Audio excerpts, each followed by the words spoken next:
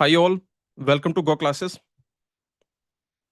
In this session, we will discuss CS scholarship test combinatorics questions. So, welcome to goclasses everyone. Yesterday, we conducted a scholarship test for GATE CS, GATE DA 2027 aspirants, and the syllabus of the scholarship test was combinatorics and linear algebra. Now, all the combinatorics questions from the CS test we are going to discuss in this session. There are total 60 questions, and this is basically a rapid fire session. This is going to be a rapid fire session. The complete combinatorics for GATE CS syllabus you will be revising in this session. Okay. So by the end of this session, please share your feedback with me because this will be a rapid fire session. 60 questions from combinatorics from the complete GATE CS syllabus of combinatorics. And we are going to discuss everything here, all the questions. And by the end of this session, you just let me know the feedback that complete combinatorics, was it revised or not. Okay, so let's start everyone. Shall we start? Okay, so let's begin the combinatorics questions discussions. 60 questions, rapid fire session. Let's start. Let me tell you that goclasses discrete mathematics complete course is free for everyone. So you can just visit the goclasses website. You can see, and here you can click on this button, free courses. Then you will find all the free courses by goclasses. You can see for GATE CS aspirants, complete engineering mathematics means complete linear algebra, probability, calculus. So remember, complete engineering mathematics and complete discrete mathematics, these are complete courses free for everyone, free for all the GATE CS aspirants. And for the GATE DA aspirants, the complete linear algebra is free for all the GATE DA aspirants. You can see the linear algebra for GATE DA, this is free. The complete course is free. Also, discrete mathematics compact course is free. So you can just click on this button, and here you will find the discrete mathematics compact course, discrete mathematics complete course. And both of these courses are free for everyone. Okay, so you can just check it out. Now let's start this session. Let's solve the first question. How many committee of 5 students can be selected from a class of 25? This is a very simple combination question. We need to select 5 students from 25 students. Only selection we need to do. There is no permutation, there is no arrangement. The order does not matter. We just need to select 5 students from 25 students. So this is very simple. The answer will be 25, choose 5. From 25, you choose 5. This is your answer. Okay, I can also write it that 25 C5. Okay, very simple. So for this question, the answer will be option B. This is very easy question. Let's solve this question. A child is going on a trip, is told that out of 8 favorite toys, he can bring at most 3 toys. The number of ways he could select which toys to bring with him. Again, this is a combination question. He just need to select at most 3 toys. The order does not matter. This is not a permutation question. This is not an arrangement question. So you can see there are total 8 favorite toys, and he can bring at most 3 of them. So remember, whenever there is a question on at most 3, then what you can do, you can make cases. At most 3 means from 8 toys, he does not choose any toy. He can choose 1 toy, he can choose 2, or he can choose 3. At most 3 toys he can select from 8. Okay, so you can see he can choose from 8, he can choose none. None means 0. Okay, from 8 toys he is choosing none. Okay, so that means 8 choose 0. Or what he can do, or what this child can do, from 8 toys he can choose 1 toy, or he can choose two toys, or he can choose 3 toys. Okay, so you can see this we are using because there is or here. These are the cases we are creating. Correct? Okay, so finally the answer will be option B, 8C0 plus 8C1 plus 8C2 plus 8C3. So the answer is option B. This is very easy question. The question based on at most, you can solve like this. Okay, you can make cases. Very simple. Let's solve this question.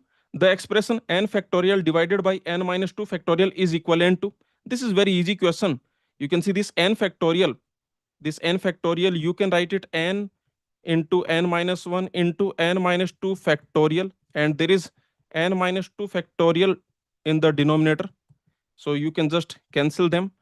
The answer will be n into n minus 1, so that will be n square minus n. The answer will be option A. Again, very easy question. Let's solve this question. A coat hanger has 4 knobs and each knob can be painted any color. If 5 different colors are available, then how many ways are there to paint the knobs? So remember, there are total four knobs are there. Okay, let's assume these are the total 4 knobs. Now you can see that we need to color each of these knobs, and there are 5 different colors of paint available. So how many ways are there to paint the knobs? Very easy. For each knob, there are 5 choices. You can choose any of the 5 colors. So remember, for every knob, there are 5 ways, or I can say 5 choices.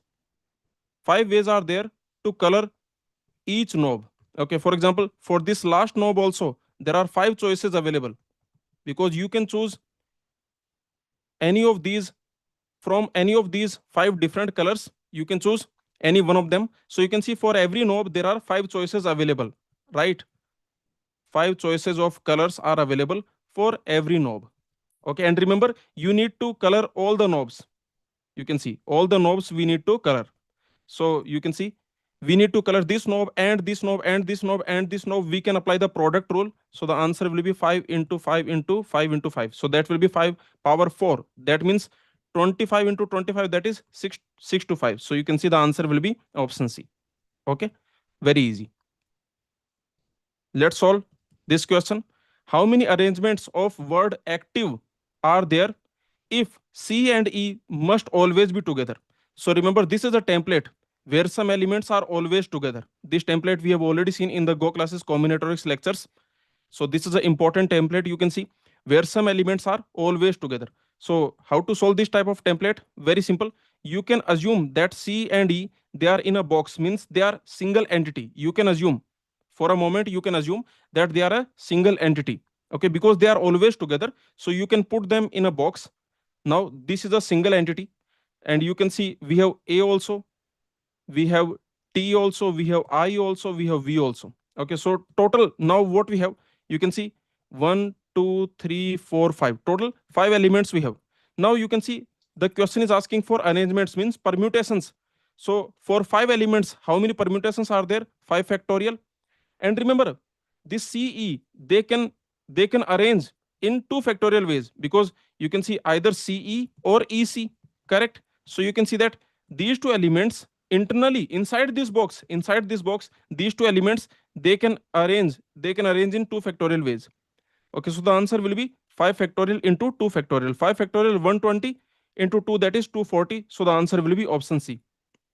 Very easy questions. 5 questions we have done so far.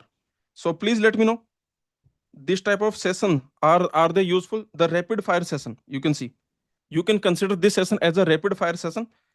60 questions we are going to solve, covering the complete combinatoric syllabus for GATE CSE. All the topics, all the type of questions will be covered. So please let me know, this type of sessions in the future also we can conduct this type of rapid fire sessions. Are they helpful? By the end of this session, you let me know. In the chat also, in the live chat also, you let me know. Okay.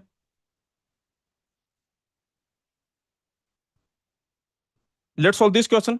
There are m identical red cars, 2 identical blue cars. All the cars are to be parked in a line. If the 2 blue cars must not be adjacent, then how many distinct arrangements are possible? The question is asking for permutations, arrangements. We need to park all the cars in a line, and here we have m identical red cars, and you can see 2 identical blue cars.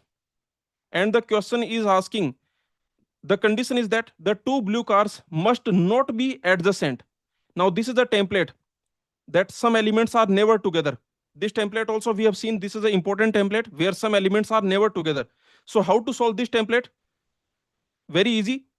The elements which should never be together, you ignore them for a moment, okay, and the remaining elements you just arrange them.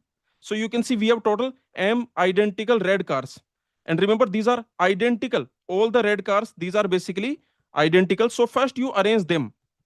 Total we have m identical red cars. Now tell me how many ways are there to arrange the red cars. How many ways are there? These are identical red cars, so there is only one way. Yes or no? To arrange the red cars in a line, the number of permutations, that is only one, because all these are identical. Okay. Now you can see, once these elements have been arranged, then you can see the elements which should never be together. You can see the blue cars, they should never be together. These elements you can put in the spaces. You can see these are the spaces. Yes or no? These are the gaps. Total how many gaps are there? You can see total m red cars are there, so you will see that total you have m plus 1 gaps. Okay, so remember there are total m plus 1 gaps are there, and out of these m plus 1 gaps you can choose any two gap for the two blue cars. Okay, we need to put the blue cars also, so you can see from these m plus 1 gaps you can choose two gaps, and there you can put the blue cars. And remember, once you have chosen two gaps, let's assume this gap is chosen, let's assume for a moment this gap is chosen and this gap is chosen, then you can see in these gaps, these blue cars we can arrange in how many ways? Only one way, because the blue cars are identical.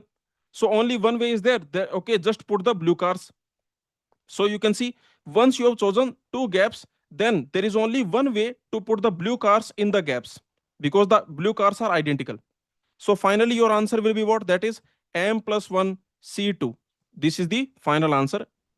The answer will be option B.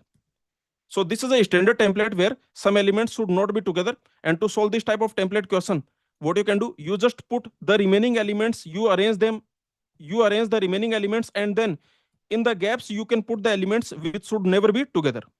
Okay, very easy. Let's solve this question.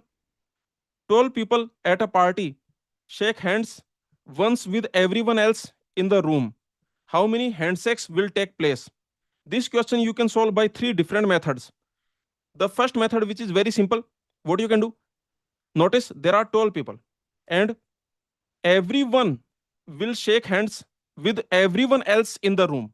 Okay, this is given to you that 12 people at a party, they will shake hands once with everyone else. Okay, for example, the person one, this person one will shake hands with everyone else once. Okay, means this person one, person two, they will shake hands only one time. Okay, so the question is asking how many handshakes will be there. So you can see the number of handshakes that will be, out of these 12 people, for a handshake you need two people. Yes or no? For a handshake you need two people. So from the 12 people you choose two people, and once you have chosen two people, how many handshakes will be there? Only one handshake will be there. Yes or no? Between two people, between two people there will be only one handshake. So you can see that from the 12 people you just choose two people, and that's it. This is your answer. Because once you have chosen two people, then there is only one way, there is only one way, or I can say there is only one handshake. Once you have chosen two people, there is only one handshake. So finally I can say answer will be 12C2. Okay, what is 12C2? That is basically 12 into 11 divided by 2. So you can see it will be 66. So the answer will be option A. Okay, very easy. I hope you understood. Okay, so you can say 12 into 11 divided by 2 factorial. So the answer will be 2 factorial is 2. So the answer will be 66. This is method number 1.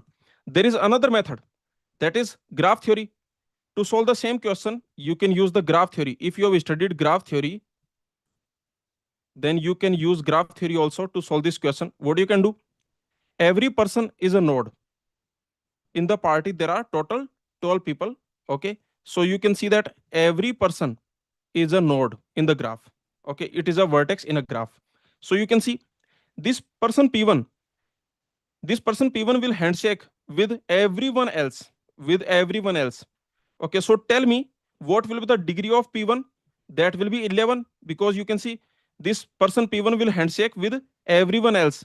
how many people are there except P1? So you can see 11 people. So you can see the degree of P1, that is 11. Similarly, remember, this P2 will also handshake with everyone else. Okay, so what is the degree of this P2? That is also 11. Actually, if you see, each person will handshake with everyone else in the room. So each person is shaking hands with 11 people. So you can see the degree of each person is 11. Okay, the degree of each node, the degree of each vertex is 11. And in the graph theory, you know the degree summation formula, the handshaking formula. Actually, this is called handshaking formula or degree summation formula in the graph theory, that the summation of degrees of all the vertices, that will be equal to twice the number of edges. Correct? Okay, so you can see here the number of edges we need to find. Okay, do you agree with me? Because how many handshakes are there, that is equal to number of edges. Okay, so I can say that number of handshakes is equal to number of edges. Every edge is a handshake. Okay, for example, you can see this is one handshake, this edge is one handshake, this edge is one handshake, this edge is one handshake. So you can see every edge is handshake. So I can say that we just need to find the number of edges. And remember, the total degree means the summation of degrees of all the vertices. The total degree, that is equal to twice the number of edges. So what is the total degree here? Total 12 people you have, each has the degree 11. This is the total degree. This is equal to twice the number of edges. What is the number of edges here? That will be equal to 12 into 11 divided by 2. That will be 66. And remember, every edge is a handshake. So the number of handshakes is equal to number of edges. So the answer will be 66. This is how you can solve it using graph theory. There is another method to solve this question. 12 people and they shake hands with everyone else once. Then total how many handshake will be there? So let me tell you a brute force method also, method 3 also. You don't need to apply this method 3 actually.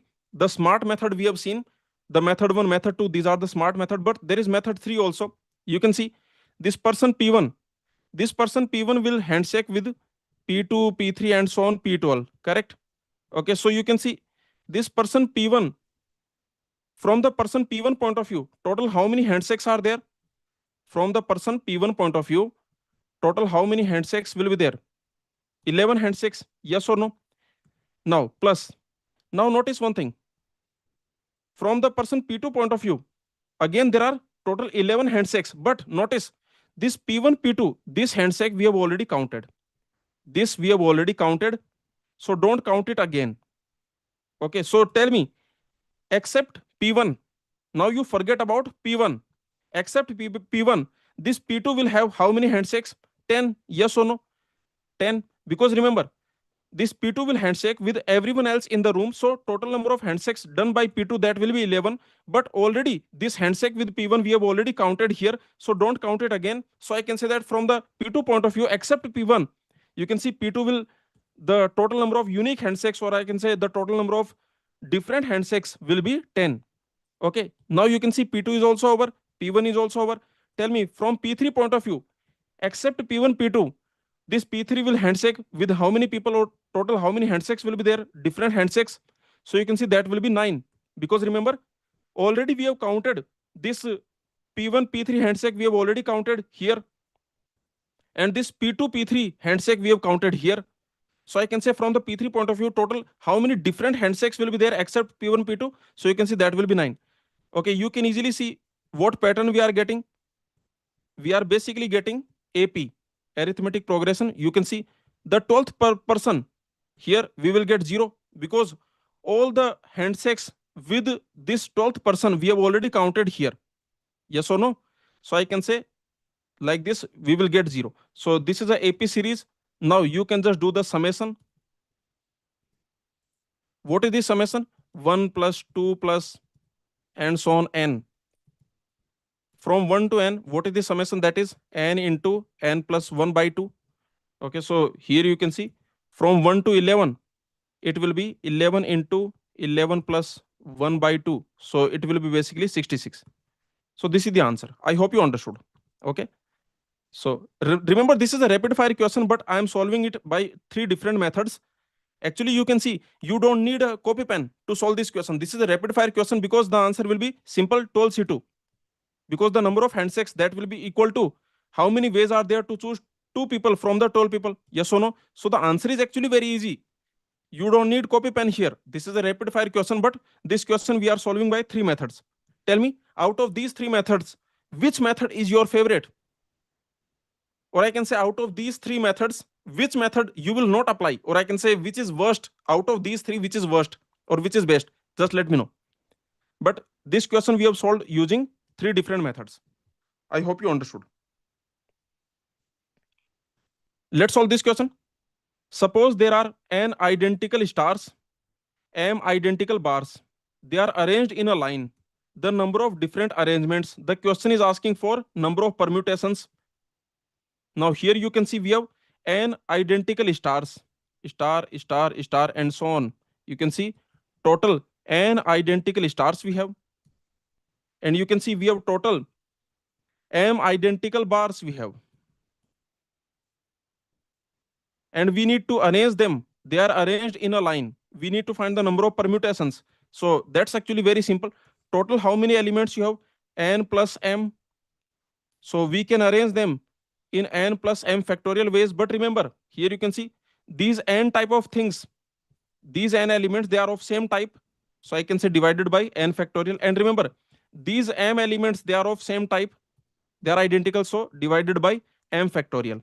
Okay, yes or no? So these are same, these are identical, these m elements and these n elements are identical. So the answer will be n plus m factorial divided by n factorial m factorial. Okay. And what is this? This is basically n plus m c n, or I can say that it is basically n plus m c m. Okay, so the answer will be option B. Remember, there is another way to find the answer. You can see total how many spaces we need to arrange these n identical stars, m identical bars. To arrange them, total how many spaces we need? Just tell me that. Total we have n plus m spaces. Yes or no? These many positions we have basically. N plus m positions we have. Now remember, out of these n plus m positions, first let me put the stars. So you can see out of these n plus m positions, I can choose n positions for the stars. Once I've chosen total n positions for the star, then how many ways are there to put the stars? There is only one way because the stars are identical. So you can see once you have chosen n positions from n plus m positions for the stars, then you can put the stars only in one way because all the stars are identical. Now you can see in the remaining positions, you will put the bars automatically. In the remaining positions, you are going to put the bar. Again, the bars are identical, so there is only one way to put the bars in the remaining positions. So you can see you are getting the answer n plus m c n. And you can apply this theorem that ncr equal to ncn minus r. So I can also write it n plus m c m. Okay, so remember, this is also correct answer, this is also correct answer, this is also correct answer. So here the option B will be the correct answer. I hope you understood. Let's solve this question. A jar contains quarters, loonies, toonies. If 4 coins are selected from the jar, how many unique coin combinations are there? This is a IODB template. This is actually combination with repetition, correct? You can see there is a jar that contains quarters, loonies, toonies. Okay, these three different type of coins we have in the jar, and from these three different type of coins we need to choose total 4 coins. So this is combination with repetition. Definitely there is repetition right here. Okay, from three different type of coins we need to choose total 4 coins. For example, you can take all the 4 quarters, you can take, or you can take 2 quarters, 2 loonies, or you can take 1 quarter, 1 loony, 2 toonie. Okay, or you can take all the 4 toonies. So basically this is combination with repetition problem. Notice this problem is combination with repetition. Remember, this is combination because we are just selecting, we are not arranging. The order does not matter, the selection matters. So this is basically combination with repetition problem. Agree? And remember, I told you that combination with repetition problem that follows IODB template. In our lectures, we have already seen this. So it follows IODB template, and IODB template that follows star bar template, or I can say that IODB template that is basically star bar problem. Correct? So here you can see that the quarters, the loonies, the toonies, these are the three boxes. So if you have three boxes, then how many bars will be there? How many boundaries will be there? There will be two boundaries. Correct? These are the two boundaries. So you can see that there are two bars. And you can see how many quarters I take, how many loonies I take, how many toonies I take, what is the total? What is the total? You can see what will be the total. The total should be equal to 4. I want 4 coins. The total must be equal to 4. So you can see this is combination with repetition problem that follows IODB template, and that is star bar problem. So here you can see the number of bar that is equal to number of boxes minus 1. You can see there are 3 boxes, so there are 2 bars, and you can see these are the stars. In our lectures we have seen, you can watch the goclasses combinatorics lectures. Okay, you can see, so 4 stars 2 bars. Now this is very easy. 4 stars 2 bars means total we have 6 items, 6 factorial, and you can see 4 stars, they are basically identical, so divided by 4 factorial. 2 bars, they are identical, so 2 factorial. Or the same thing I can say that there are total 6 elements. From these 6 positions, there are total 6 positions, and in these 6 positions I need to choose 2 positions for bars. So from 6 positions, let me choose 2 positions for bars. Then you can see how many ways are there to put the bars. Only one way, because the bars are identical. And in the remaining 4 positions, I can put the stars. Again, there is only one way because stars are identical. So you can see the answer will be 6C2, or I can say 6C4. What is 6C2? That is equal to 6C2. I can directly find that will be equal to 6 into 5 divided by 2 factorial. So you can see this value will be 15. The answer will be option A. Very easy. Let's solve this question. In how many ways can you choose one or more of 5 different candies? There are 5 different candies, and we need to choose. This is a combination problem. The order does not matter, the arrangement does not matter. This is not a permutation problem. In how many ways can you choose one or more? One or more. So remember, one or more. Now, there are 2 ways to solve this question. The first way is one or more candies I want. So you can see one or more means what? 1 or 2 or 3 or 4 or 5. Correct? Okay. So you can see from 5 different candies, I can choose 1 candy, or from 5 different candies, I can choose 2 candies, or from 5 I can choose 3, or from 5 I can choose 4, or from 5 I can choose 5. Okay. So this is the answer. Now you already know that when we have, do you remember that when we have binomial coefficient summations, nc0 plus nc1 and so on ncn, what is that equal to? The summation of binomial coefficients from nc0 to ncn.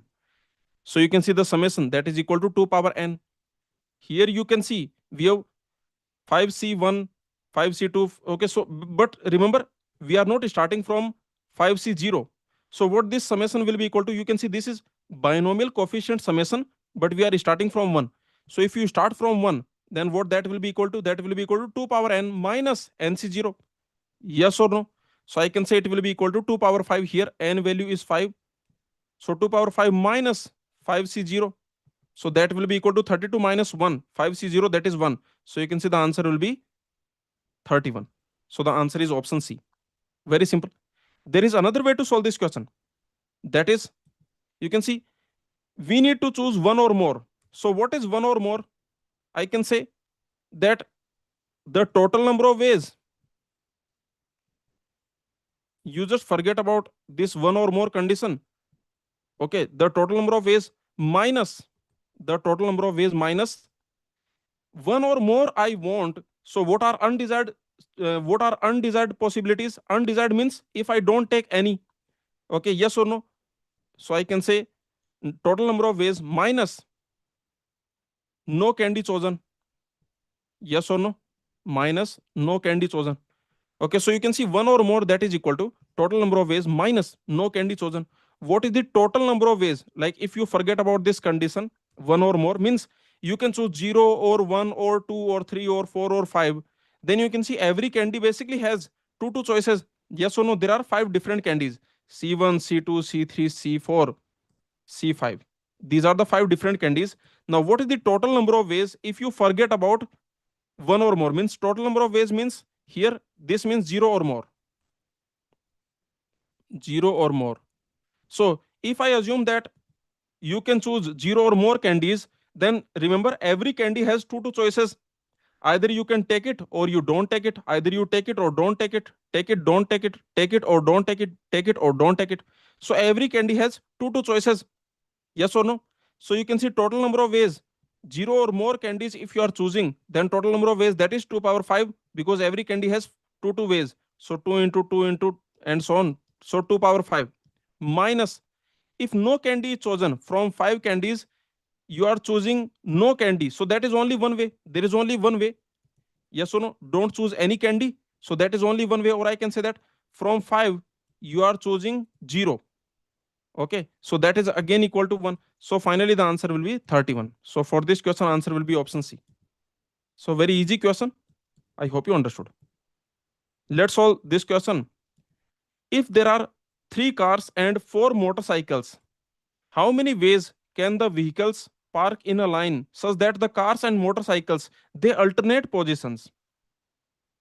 Okay, alternate positions. They alternate positions means it's like, motorcycle car like that, or car motorcycle like that. But notice one thing here: we have 4 motorcycles and 3 cars.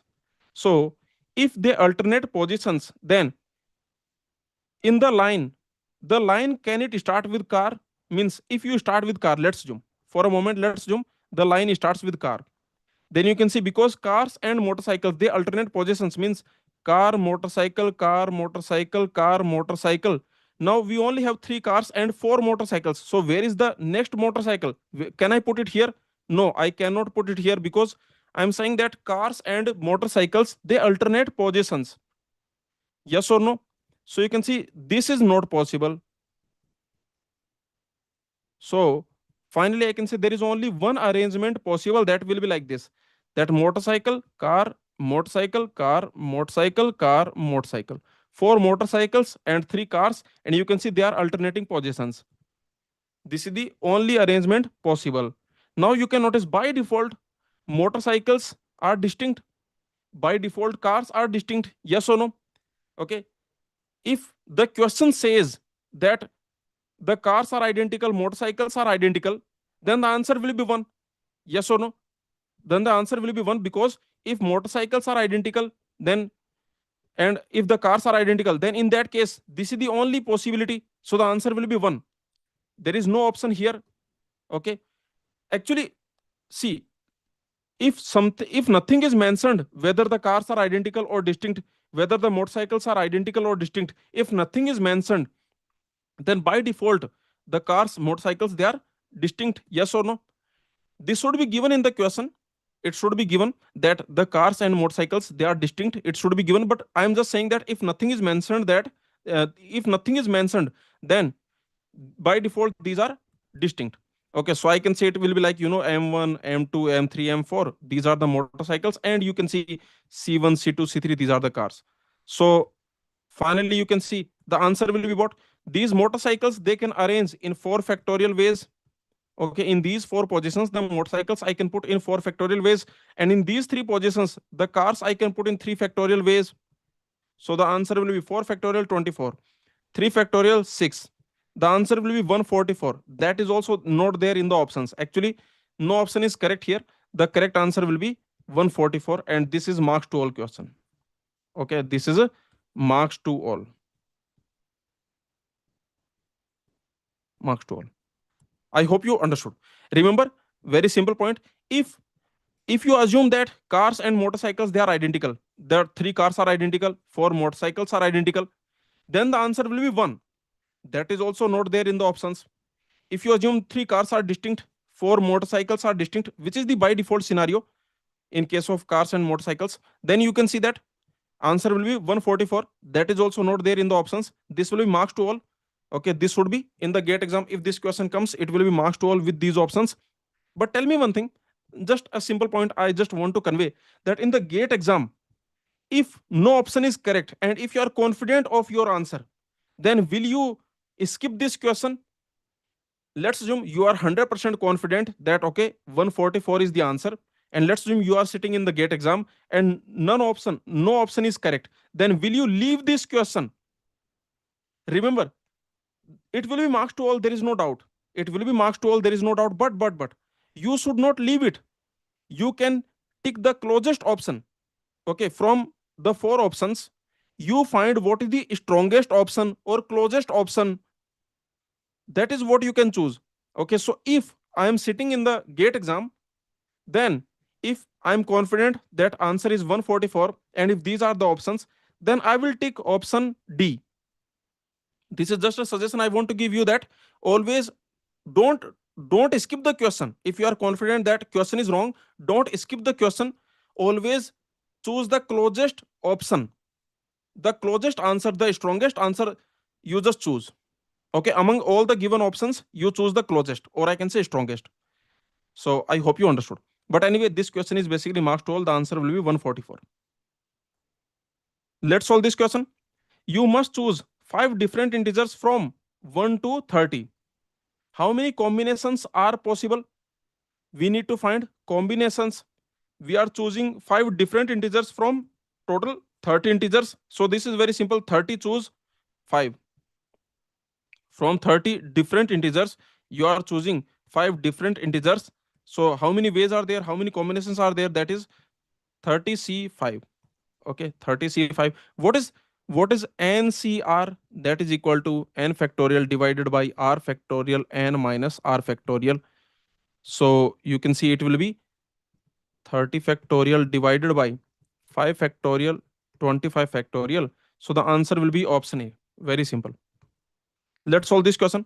A soccer coach must choose 3 out of 10 players to kick tie-breaking penalty shots. Assuming that coach must designate the order of 3 players, determine the number of different arrangements she has available. So basically, from the 10 players, we need to choose 3 players. And also remember, the order matters here because the coach must designate the order of 3 players. Means who will go for the first penalty shot, who will go second, who will go third, like that. Okay, so basically, you can see the order also matters here. Means this is a permutation question, not a combination question. So the answer will be what? That will be 10p3. Okay, when permutation matters, when the arrangement matters, then you can see from n different elements, you are choosing r different elements and you are putting them in a order. Means the arrangement matters, means the permutation matters. Then the answer will be what? N, and you are permuting from n different elements, you are permuting r different elements. So here you can see from 10 different players, you are permuting 3 different players. You are permuting them. Okay, order matters here. So the answer will be 10p3. What is npr? That is n factorial divided by n minus r factorial. So here it will be 10 factorial divided by 7 factorial. The answer will be option A. Okay, very simple question. Let's solve this question. Express 33C5 using factorial.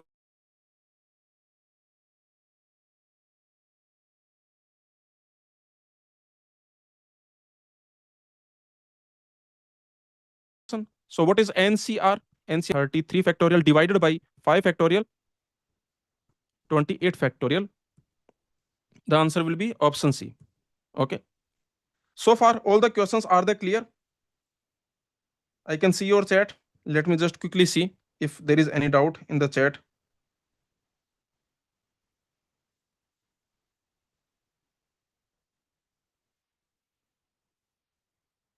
Gate preparation 1. This student is asking the scholarship test. Is it available to attempt on the Gate Overflow platform? We will make it available, don't worry. Okay, we will make a rapid fire test and we will make it available. Okay, so don't worry, in the next 1 2 days you will find it available. Okay, you will be able to attempt it. Okay, don't worry. So far this session has been helpful. Please let me know. You can put comment, and if you are watching it as a recorded session, then please put a comment. This type of sessions we can bring more, this type of sessions, rapid fire sessions. For every topic we can bring, for every small topic we can bring 30 60 questions, and covering everything related to that topic, the complete syllabus, every point related to that topic we can cover. And this type of rapid fire sessions we can keep bringing. Okay, so please show your support. Like, if you want, if it is helpful, then you can press the like button, you can put a comment also. Okay, depending on your response, depending on your response, we will feel encouraged to bring more sessions, of course. Okay, very simple. If you like something, then please show your response also. Please like, please press the like button, please comment, please share. Okay, please let us know that you want more sessions, more such sessions, for all the subject, for all the topics. Okay, let's solve this question. How many different pasta meals can be made from 4 choices of pasta, 2 choices of sauces, if only one pasta and one sauce is selected for each meal? So remember, for each meal, one pasta is selected and one sauce is selected. So total, how many meals I can create? How many pasta meals I can create? So that will be equal to, from 4 pasta, I need to choose one pasta, and I need to choose one sauce from 2 sauce. Okay, so you can see this is just a product rule, multiplication rule, and the answer will be 8. Simple question. Let's solve this question. A man has 7 different pets and wishes to photograph them 3 at a time arranged in a line. How many different arrangements are there? So out of total 7 different pets, the man is selecting 3 pets, and in the photograph they are arranged in a line. They are arranged in a line. Total, how many different arrangements are there? This is a permutation question. Okay, because we are putting them in a line, we are arranging them in a line. So total number of permutations we need to find. So you can see the answer will be, from n different elements you are permuting r different elements, so the answer is npr. Here you can see, from 7 different pairs you are permuting 3 different pairs, we are permuting them, so the answer will be 7p3. What is npr? That is n factorial divided by n minus r factorial, so that is 7 factorial divided by 4 factorial. What is 7 factorial divided by 4 factorial? That is very simple, 7 into 6 into 5 into 4 factorial divided by 4 factorial. That will cancel. So the answer will be 7 into 6 into 5. So that is basically 7 into 30. That means 210. The answer will be option C. Let's solve this question. Moving only to the right and down, how many different paths exist from point P to point Q? This is called grid problem. Okay, or highway problem. There are different names for this type of problem. These are called grid problems, highway problems or grid problems. And let me tell you, I have made a lecture discussing these type of grid problems with gate pyqs and variations. Okay, and this is just a half-hour lecture, so you can just watch it. This is just a 28-minute lecture, and here I have covered the grid problems. So on the YouTube, you can search grid problems goclasses. Just search it. Okay, on the YouTube you search grid problems goclasses, then you will see this lecture, grid walk problems in the combinatorics, complete lecture. It covers the complete theory, the gate cs 2007 question pyq, and the variations. Okay, so you can just check it out. Okay, so let's solve this question now. Once you watch this lecture, then you will understand the concept. Now let me directly solve this question. So from P we want to go to Q, and remember, we can only go to the right or down. Means we can go right or we can go down, but remember, you cannot go left. No, I cannot go left, I cannot go up. Okay, so right or down, this is what I can do. So tell me one thing, if I want to reach from P to Q, then how many right moves I will take and how many down moves I will take, whatever path you take. From P to Q, whatever path you take, how many right moves will be there and how many down moves will be there. You can see right moves will be total 5. Okay, you can see 1, 2, 3, 4, 5.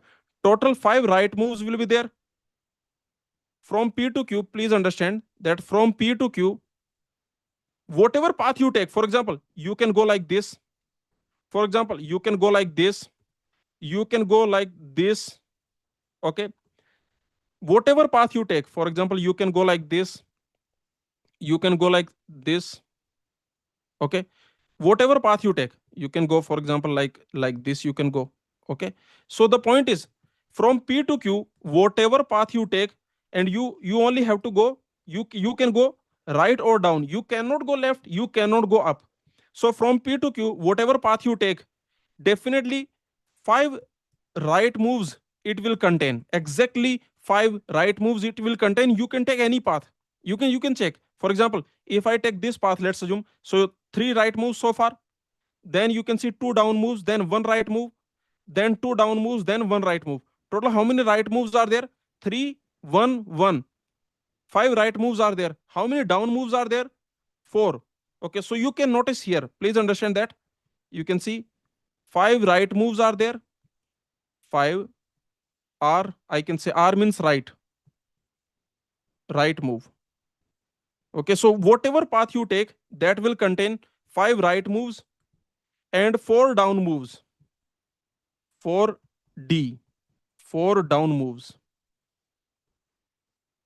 And remember, interesting thing is that from P to Q, whatever path you take, that will contain exactly 5 right moves, exactly 4 down moves. Okay, so I can say, if you make permutation of 5R, 4D, then you will reach from P to Q. Okay, so there are two things here. Please understand, there are two things. What are the two things? Two important things to understand. There are two important points to understand here, that from P to Q, from P to Q, every path has every path has 5 right moves. Every path will have 5 right moves and 4 down moves. Okay, this is the first point to understand. Whatever path you take from P to Q, that will have 5 right moves and 4 down moves. And there is another interesting thing, that from P, if you take 5 right moves and 4 down moves in any order, if we take 5 right moves and 4 down moves, 4 down moves in any order, then definitely you will reach Q. Then definitely we reach point Q. So these are the 2 points to understand here, that from P to Q, if you want to go, then every path will have 5 right moves and 4 down moves. And another point is that from P, if you take 5 right moves, 4 down moves in any order, if you take 5 right moves, 4 down moves, then definitely there is a guarantee that you will reach point Q.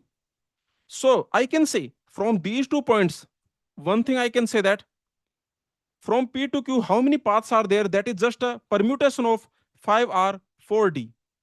Okay, so the important point is that, the conclusion is that, let me write the conclusion here. The conclusion is that from P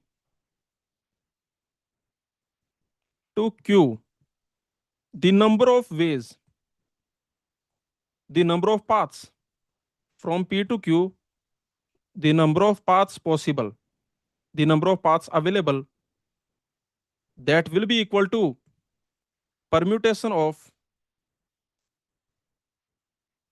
permutation of 5R 4D. Okay, because remember, every permutation of 5R 4D will take you from P to Q. Also, from P to Q,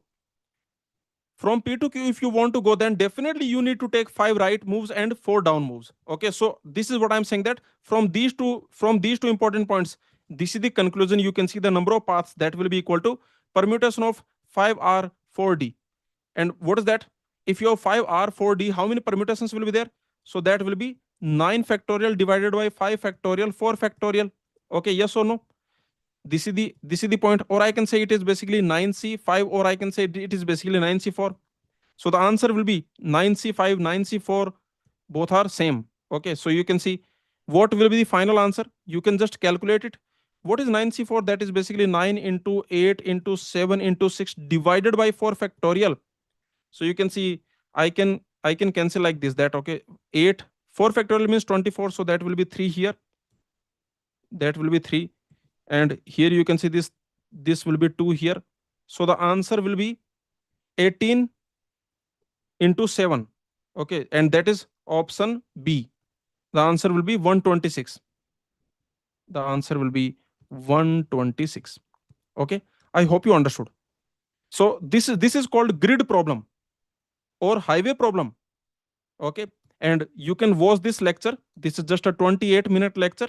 In this lecture also the same thing I have explained, that basically these two important points you understand, then you can easily see the conclusion, that from P to Q the number of paths, that is basically permutation of any permutation of 5 right moves, 4 down moves. Okay, very easy question. I hope you understood. Remember, this is also rapid fire question.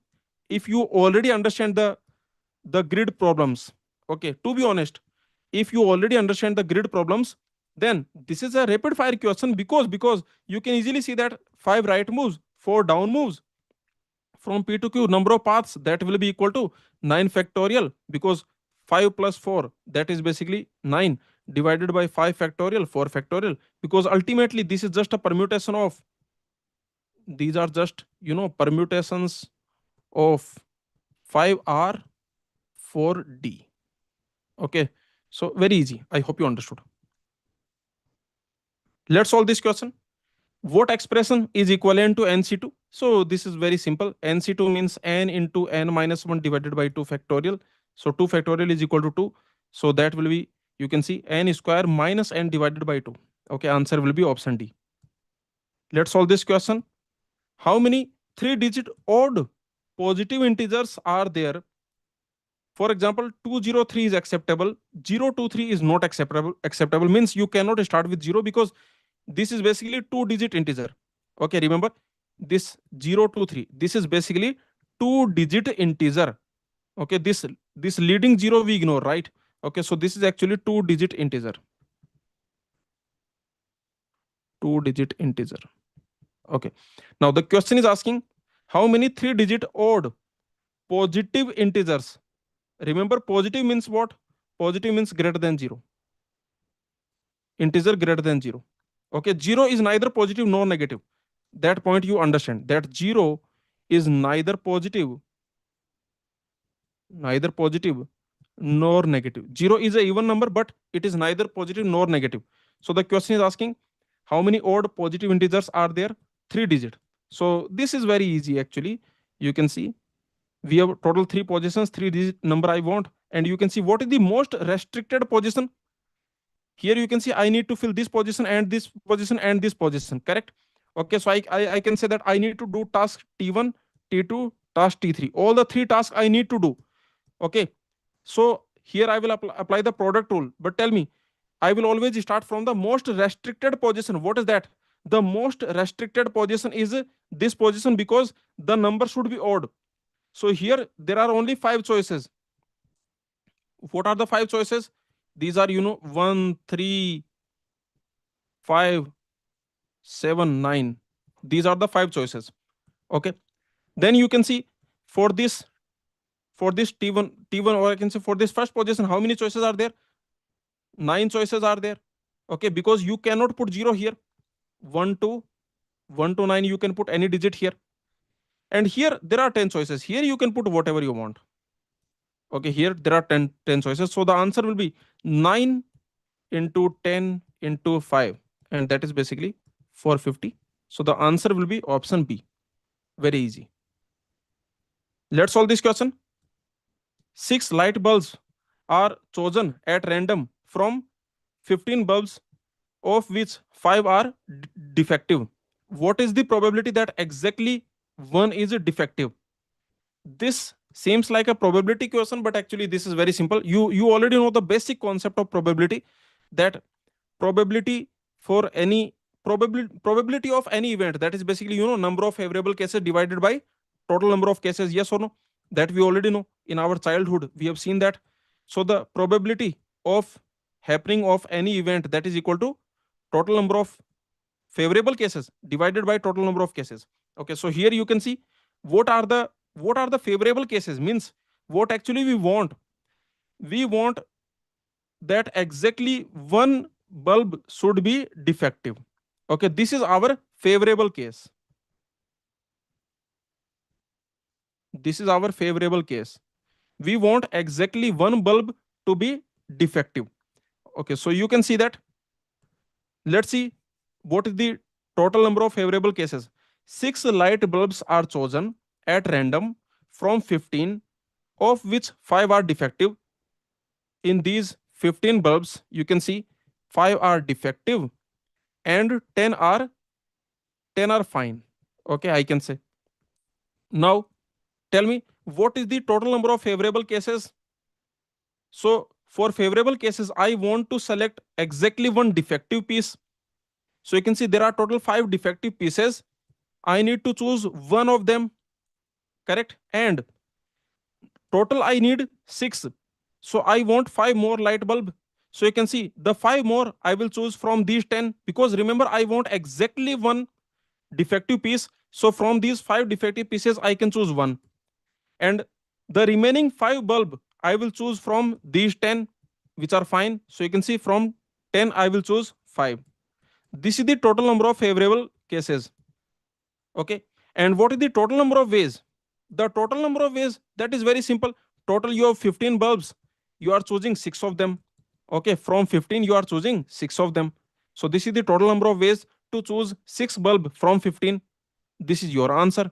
So the answer is, you can see, C51, C105 divided by C156. Yes, the answer will be option B. Very easy. Let's solve this question. NC0, that is equal to 1. Option B. You already know that NCR, that is equal to n factorial divided by r factorial n minus r factorial. So what is NC0? That is equal to n factorial divided by 0 factorial n factorial. 0 factorial is 1. 0 factorial is 1, and n factorial you can cancel, so you will get 1. Also you can see nc0 means from n different elements. If you want to choose 0 element, means you are not choosing any element, then there are only one way. Yes or no? From n elements, how many ways are there to choose no element, means to choose none of them? So there is only one way. You don't choose any of them. Okay, there is only one way. So you can see the answer will be option B. Let's solve this question. Which identity is always true? That is NCR equal to NCN minus R. Yes or no? This is always true. We already know that NCR, this is equal to NCN minus R. Because notice, you have total n different elements, A1, A2, and so on AN. These are the n different elements. If you want to choose R of them, then you are rejecting n minus R of them. Yes or no? Okay, if I choose 2 of them, it simply means I am rejecting n minus 2 of them. So please understand that when you choose when you choose r when you choose r, then that is same as rejecting n minus r. Correct? Yes or no? So you can see the total number of ways to choose r elements, that is equal to the total number of ways to reject n minus r elements. So you can see this will be same, because when you are choosing r, then automatically you are rejecting n minus r. Also remember, when you reject n minus r, then automatically you are choosing r. So you can see from n elements, if you are choosing r elements, the number of ways to do that, that will be same as the number of ways to reject n minus r from n. So you can see from n, you are rejecting n minus r. So from n, you choose n minus r, and then you will reject them. Okay, so that is the number of ways to do that. That will be same as the number of ways to choose r elements from n elements. So you can see ncr equal to nc n minus r. Okay, this is always true. The option B is ncr equal to n factorial. Doesn't make any sense. You can see ncr equal to 2 power n. No, actually, summation of ncr from 0 to n, that is actually 2 power n. Remember, the summation of binomial coefficient, if you do the summation of ncr from r equal to 0 to n, means nc0 plus nc1 and so on, ncn, so that actually will be equal to 2 power n. Okay, so here you can see the option A is correct. Only option A is correct. Let's solve this question. Let A and B be finite sets. The size, the cardinality of A is M. The size, the cardinality of B is N. A is subset of B. This is important. You can see A is subset of B, means this A, this is subset of B. Every element that belongs to A, that also belongs to B. Correct. So you can see whatever element this A has, that is also present in B. So A is subset of B. Now, if A is subset of B, then what is the size of A union B? If you do A union B, then that is basically equal to size of B. Actually, if you do A union B, that actually will be equal to B here. So I can say that size of A union B, that will be equal to size of B. What is size of B? That is equal to N. Okay, so the answer will be N here. Very simple. Let's solve this question. Suppose size of A M, size of B N. Okay, the cardinality of set A is M, the cardinality of set B is N. Exactly R elements belong to both A and B. So it's like this is set A, this is set B, and exactly R elements, they belong to both set A and B. Here total R elements you have, means the size of A intersection B, how many elements belong to both A and B, that is equal to R.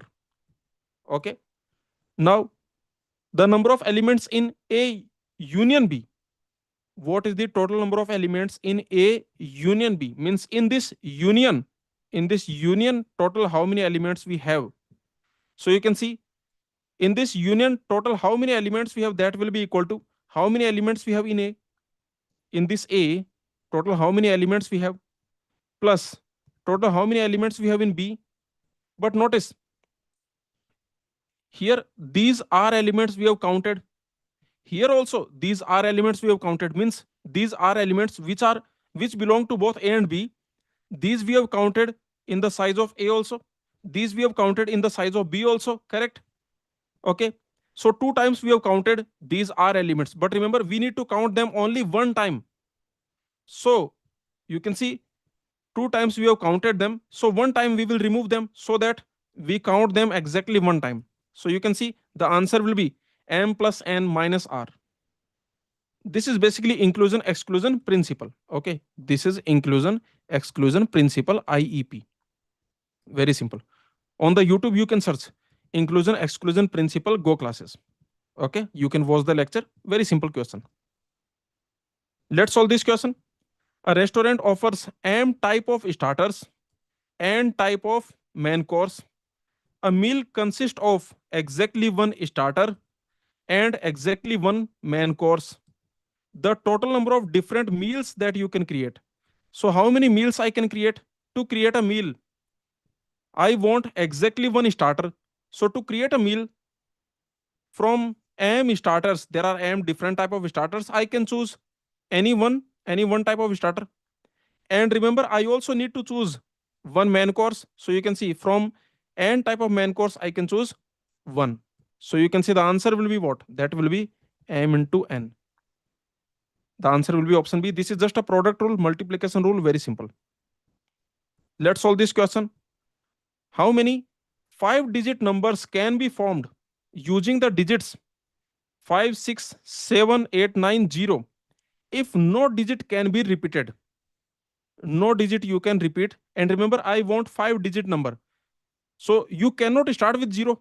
If you start with 0, then remember leading 0 does not count when you find the number of digits in an integer. Then you can see you cannot start with 0. So how many 5-digit numbers can be formed from these digits? How many digits we have here total? We have total 6 digits we have. From these 6 digits, first I need to choose 5 of them, correct? So you can see the first thing is that from these 6 I need to choose 5 of them, because I will use 5 of them. No digit can repeat, so I will use all 5 of them. So from these 6 digits, first you choose 5 digits. Once you have done that, now total how many ways are there? Here actually two cases will be there. What will be the two cases? Because you can see either you will take 0 in these 5 or you will not take 0 in these 5. So actually, because remember the first position should not contain 0, right? So here two cases you need to create. What is the case number 1? That you don't choose 0, and the case number 2, 0 is chosen. Okay, so means if 0 is not chosen, means there is no 0.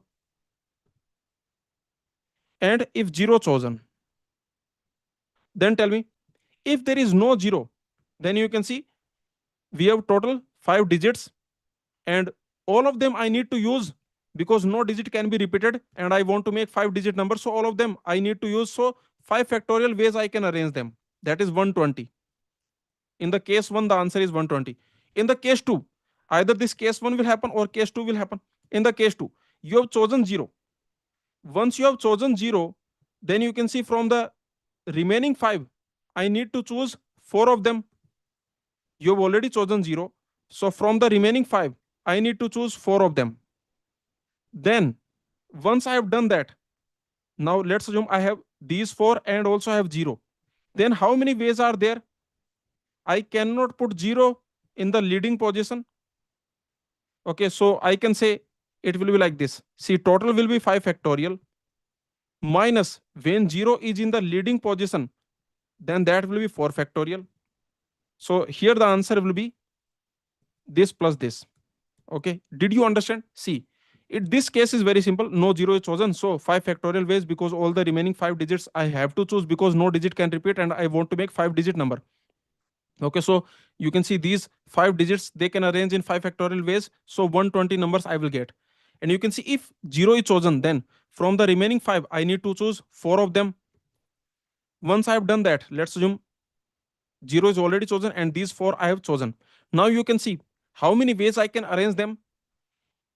You can see there are 5 factorial ways, but I need to remove those ways where 0 is in the leading position. So you can see 5 factorial minus 4 factorial. When 0 is in the leading position, then there are 4 factorial ways. And the total number of ways, if I don't care about 0 being in leading position or not, then the total number of ways is 5 factorial. So this is the final answer. Now you can see the answer will be what? Here 5c4, that is equal to 5c1, so that is equal to 5. Okay, this actually will be equal to 5. What is 5 factorial minus 4 factorial? This is basically 120 minus 24. Okay, you can calculate this value. So the final answer will be 120 plus 5 into 120 minus 24. Okay, so you can just do this calculation and you can find which option is correct. Can anyone let me know which option is correct?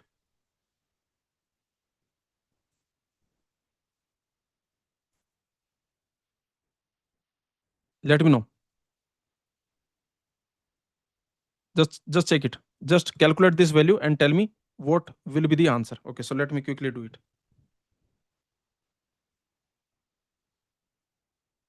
Let me do it quickly. Let me use the calculator so you can see 5.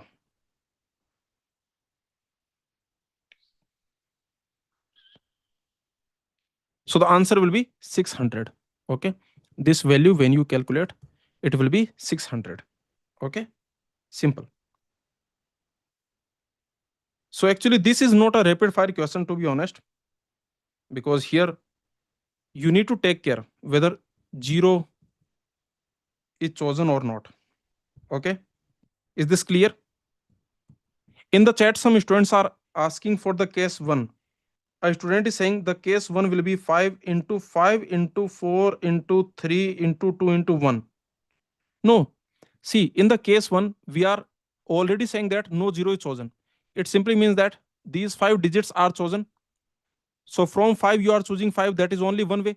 Okay, now from these 5 digits, using these 5 digits, if no digit is repeated, then how many 5 digit numbers I can create? That will be 5 factorial, that will be 120. Is this clear? So the case 1 will be 120. Okay, this case 1 is correct, that is 120. In the case 2, already 0 is chosen, so I need 4 more digits. There are 5 more digits, I need to choose 4 out of them. So you can see that is 5c4. Okay, very simple. A student is saying instead of making cases we can directly multiply.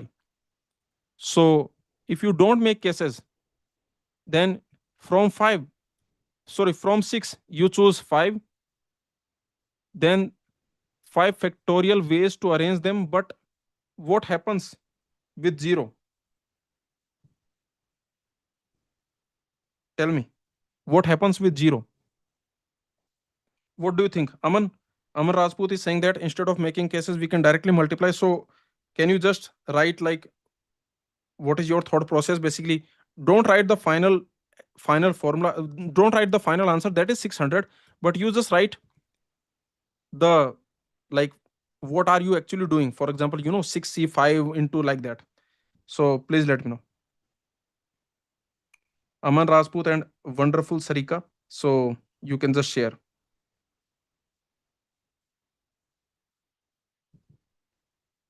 Let me go to the next question, but you can write your logic, I can come back to it. Okay, let's solve this question. 5 students: Adnan, Beth, Carol, Dan, Edmund. They are arranged in a line. How many such arrangements are possible if Beth is not allowed to stand next to Dan? So this is the standard template where some elements are never together. You can see that Beth and Dan, they can never be together. They can never be together like that. Okay, like that or like that. Basically, they can never be together. So this is the standard template where some elements are never together. In this case, in this template, how to solve the question? Very simple. The remaining elements, you arrange them in the line first. So how many remaining elements? You can see we have Adnan, we have Carol, we have Edmund. Okay, so these remaining 3 elements, you arrange them. So there are 3 factorial ways. Now you can see in the gaps, there are total 4 gaps. In these 4 gaps, from these 4 gaps, you can choose 2 gaps for Beth and Dan.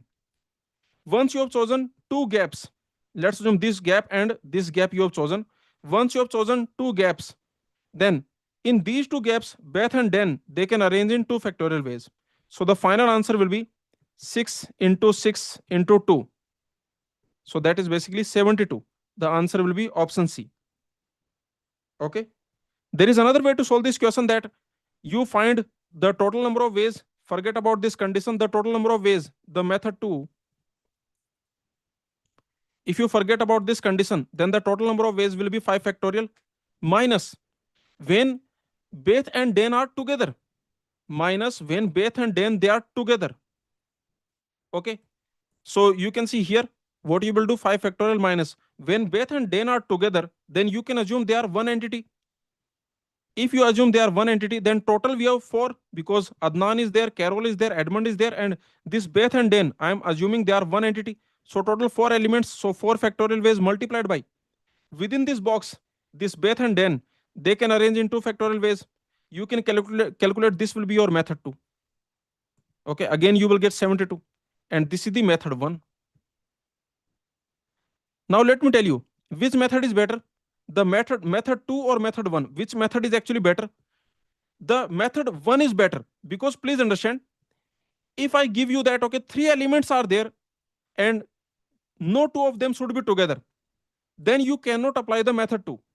Please understand, in this question you can apply the method 2, because there are two elements which should not be together. But if more than two elements are given to you which should never be together, more than two elements should not be together, then you cannot apply method 2. So please understand that method 1 is a better method because it can handle any case. Okay, I hope you understood. Is this clear? Now let me come back to this question. This question actually we have already solved. The answer we got 600. But let me see in the chat, a student Aman is saying, Aman is giving some logic. We will not include 0 for first place. We will only have 5 options. Okay, that's very good. So basically 5. Okay, see, I want to make 5-digit number. I want to make total 5-digit number. So there are total 5 positions. These 5 positions I need to fill, and remember, no digit can be repeated. Okay, so you can see that for the first position there is restriction. I cannot put 0 here. So remember, for the first position definitely there are only 5 choices. Okay, for the first position there are only 5 choices. So for the first position I have 5 choices. There are 5 choices available to me. Now one of them, once I have done this work, let's assume that I am putting 8 here. Okay, let's assume I am putting 8 here. The point is that there are 5 ways for the first position, and let's assume that this 8 I am putting in the first position. Now you can see for this position how many ways are there. Now in this position I cannot put 8 because no digit should be repeated. I cannot use 8, but the remaining 5 choices I still have. Now here I can put 0, no problem, or I can put, let me put 5. Now how many choices I have for this next position? I cannot use 8, 5. So there are total 4 choices available. Here 4 choices available. Here I can put 0, for example. Then here 3 choices available. Okay, then here 2 choices available. Okay, so the final answer will be 5 into 4 into 3 into 2. Okay, so the answer, you can calculate, the answer will be 600. Okay, so this is method number 2, and yes, this is really good, very good method. Okay, so because you can see the only restriction is there on the first position. So in the first position there are 5 choices. Then you can easily see that each position has how many choices. Okay, so this is the method number 2, I can say, or let me call it method number 1, and this, let me call it method number 2.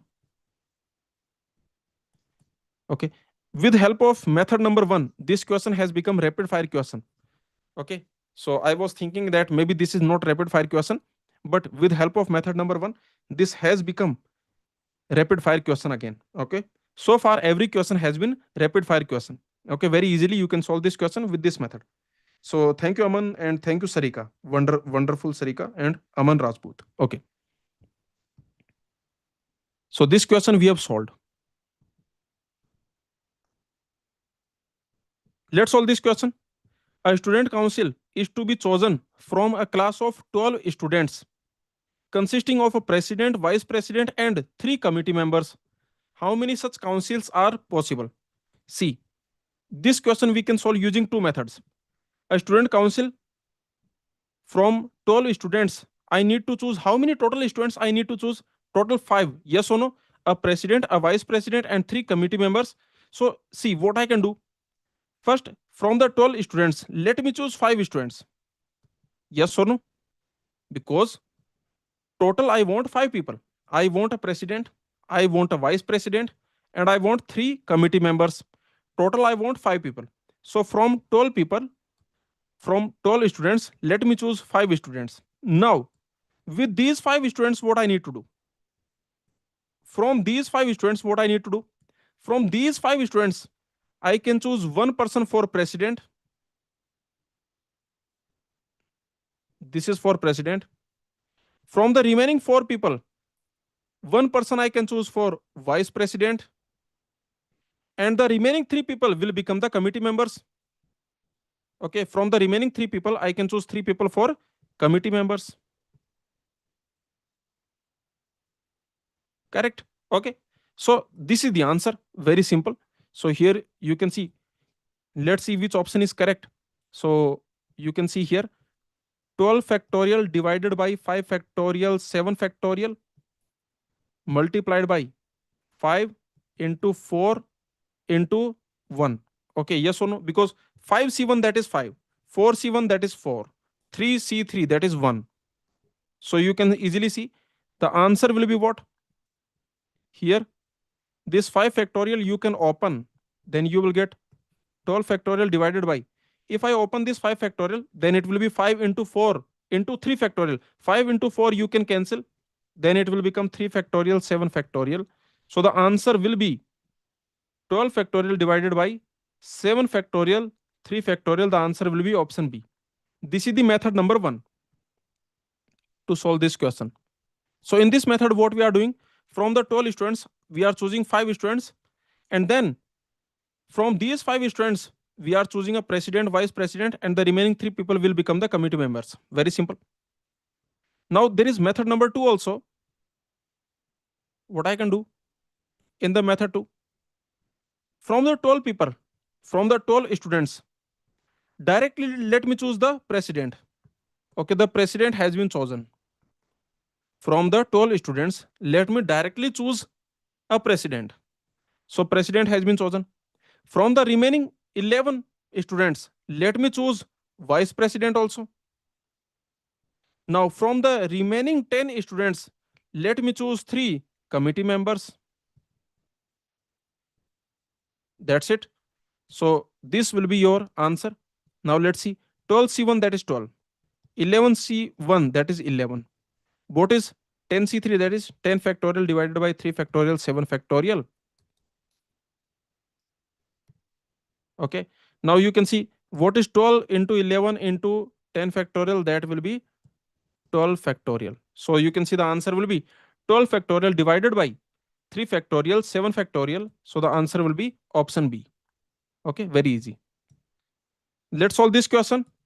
A library has M fiction books and non-fiction books. If a student chooses exactly one book, the number of possible choices. So you can see one book we are choosing, and how many total books we have available? M plus n. So the answer will be m plus n. This is just a sum rule question. Yes or no? I need to choose exactly one book. So I can choose a fiction book or I can choose a non-fiction book. Yes or no? One book I need to choose. So I can choose fiction book or I can choose non-fiction book. Okay. So here the answer will be m plus n. Sum rule. Very easy question. Let's solve this question. A man has 9 friends, 4 boys, 5 girls. In how many ways can he invite them? If they have to be, if there has to be exactly 3 girls among the invitees. So remember, this man has 9 friends and he wants to invite them, but in the invitees, exactly 3 girls should be there. The number of boys can be anything. Okay, so remember, exactly 3 girls should be there. So it's like from 5 girls, you choose 3 girls. From 5, you choose 3. These will be invited. Okay, these girls, you can see exactly 3 girls we want to invite. Exactly 3 girls. So you can see exactly 3 girls we've invited. And remember, for boys, there is no condition. You can invite none of them, you can invite all of them, you can invite one of them, 2 of them, 3 of them. Okay, yes or no? So remember, every boy has two choices. That boy will be invited or not invited. Yes or no? So these 4 boys, each of them have two choices. So how many ways? 2 power 4. This is for boys. This is for boys because these 4 boys, each of them has two choices. B1, B2, B3, B4. Each of them has two choices: invited or don't invite, invite or don't invite, invite or don't invite, invite or don't invite. Correct? Yes or no? So the answer will be 5c3 that is equal to 5c2 that is equal to 10 into 2 power 4 that is 16. So the answer will be 160. The answer will be option B. Very simple question. I hope you understood. Let's solve this question. Let an be the number of n-bit strings that do not contain two consecutive ones. Which of the following is the correct recurrence relation for an? Let me tell you, the recurrence relations in the discrete mathematics, the complete playlist you can find on the goclasses YouTube channel. On YouTube, you can just search recurrence relation in discrete mathematics goclasses. This playlist will be there. You can see this playlist contains recurrence relations in discrete mathematics, all lectures, the complete concept, also all the gate PYQs, each and every gate PYQ. So remember, this is the complete playlist for recurrence relations in discrete mathematics. On YouTube, you can search. Okay, on YouTube, just search it. Recurrence relation in discrete mathematics goclasses. Okay, and this playlist you can watch. This contains total 12 lectures with all the concepts, variations, practice questions, and also gate PYQs. Everything is covered in this playlist. Okay. So basically, let's solve this question. You can see an, this is the number of n-bit strings that do not contain two consecutive ones. This is the standard question that we have covered in this playlist. You can just watch it. This is actually a gate PYQ, to be honest. This question came in the gate exam. Okay, so what will be the answer? You can see the recurrence relation we want to write for counting the number of n length bit strings that do not contain two consecutive ones. So here, what are the cases? See, what we want. What is an? An is the number of n bit strings. An is the number of n bit strings with no consecutive ones. With no consecutive ones. Okay, means consecutively you don't have two ones. This is the question, that we should not contain two consecutive ones. Okay, so I can say an, this is the number of n bit strings with no consecutive ones. So how to find this an? Very simple. There are two cases. In this n bit string, let's see the last position, or you can see the first position, no problem. Okay, so let's see the last position. Now, this last position either will be 1 or this last position will be 0. There are only two possibilities. There is no other possibility. Do you agree with me? Okay. And remember, what we want, we want that, okay, there should be no consecutive ones. So you can see in this n bit string, the last position either will be 1 or it will be 0. Correct? Now you can see here, look at here. So here the last position is 0. So tell me, here I can put anything which does not have consecutive ones, yes or no? If the last position is 0, then you can see I just need to make sure that in these n minus 1 positions I don't have consecutive ones. Do you agree with me?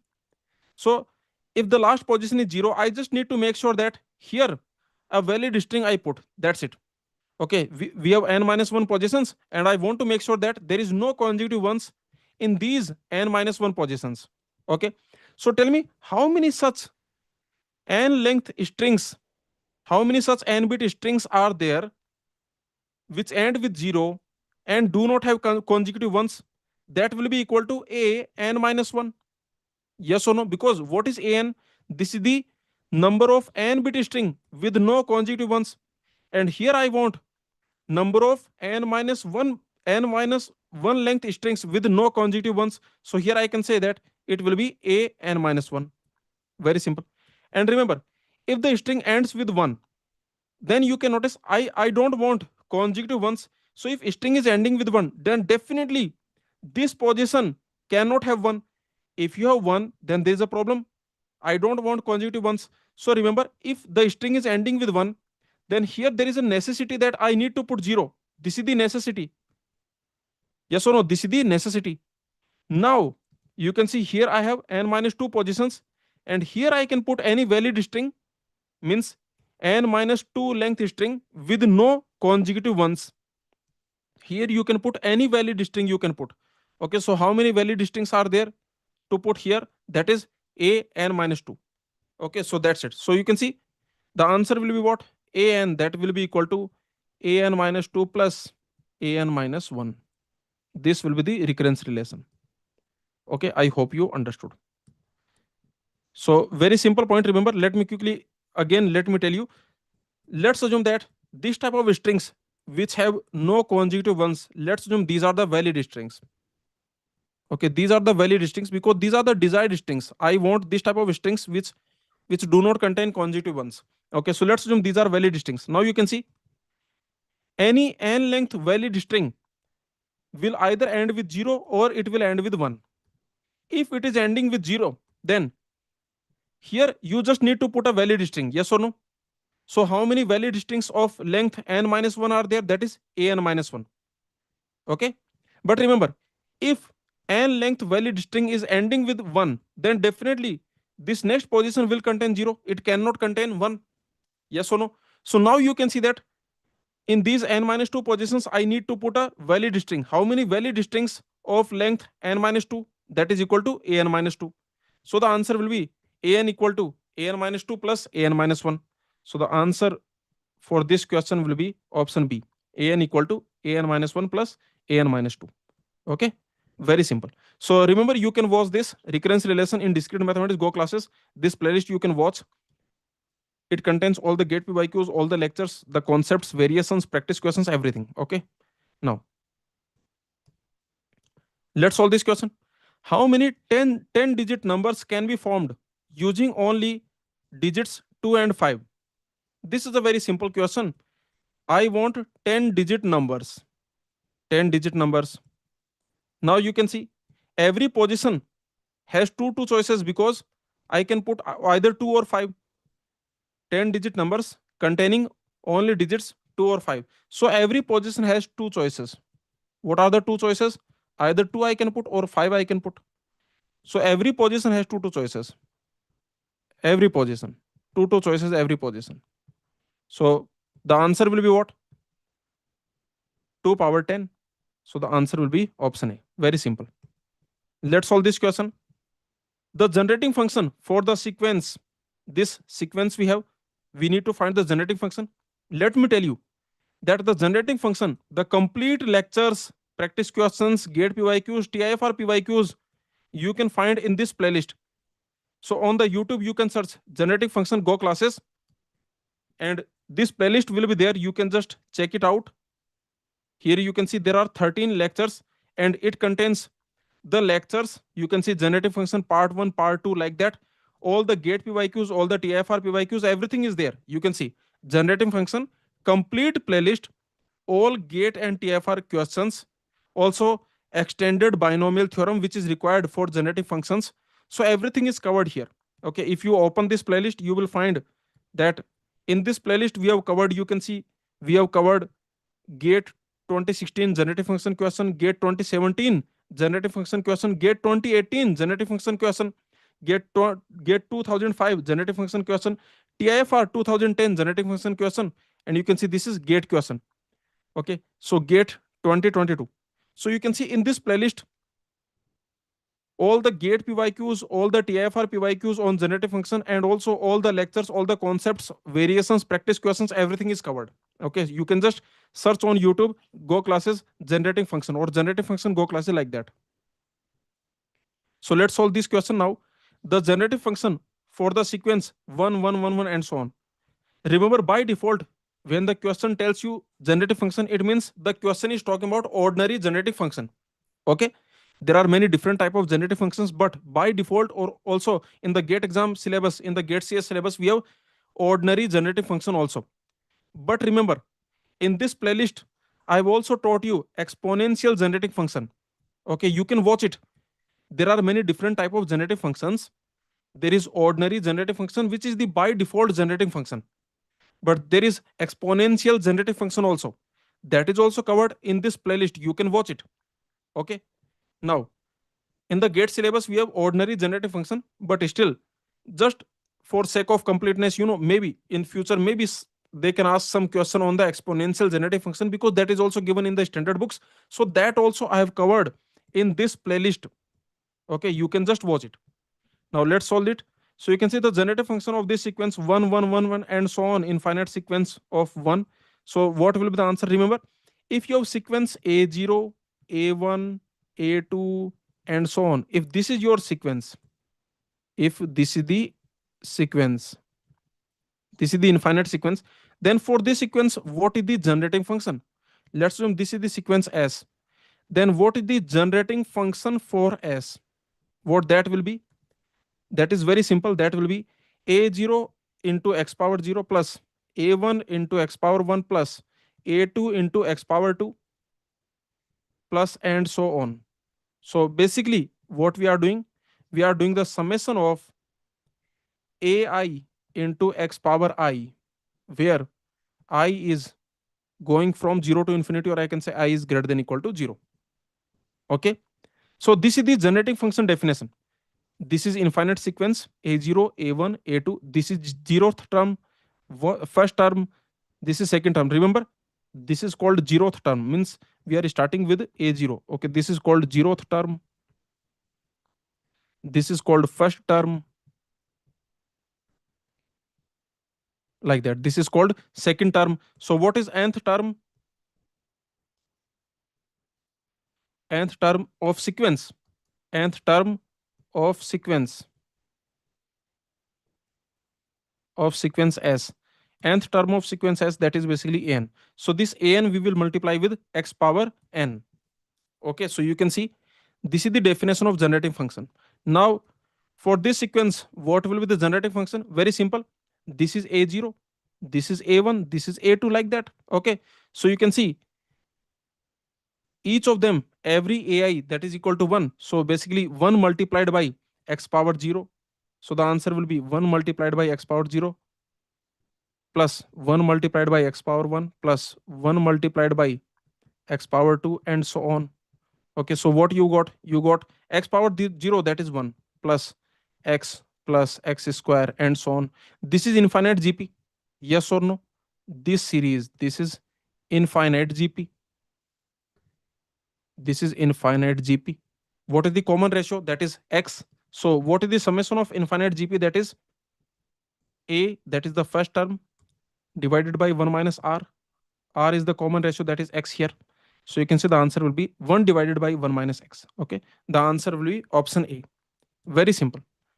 So again, I am telling you that you must watch this generative function complete playlist. And let me tell you the best thing, this complete playlist, including all the concepts, including all the gate PYQs, including all the TIFR PYQs, also including the exponential generative function, extended binomial theorem, this total playlist duration, can you assume, can you just guess what is the total duration of this playlist?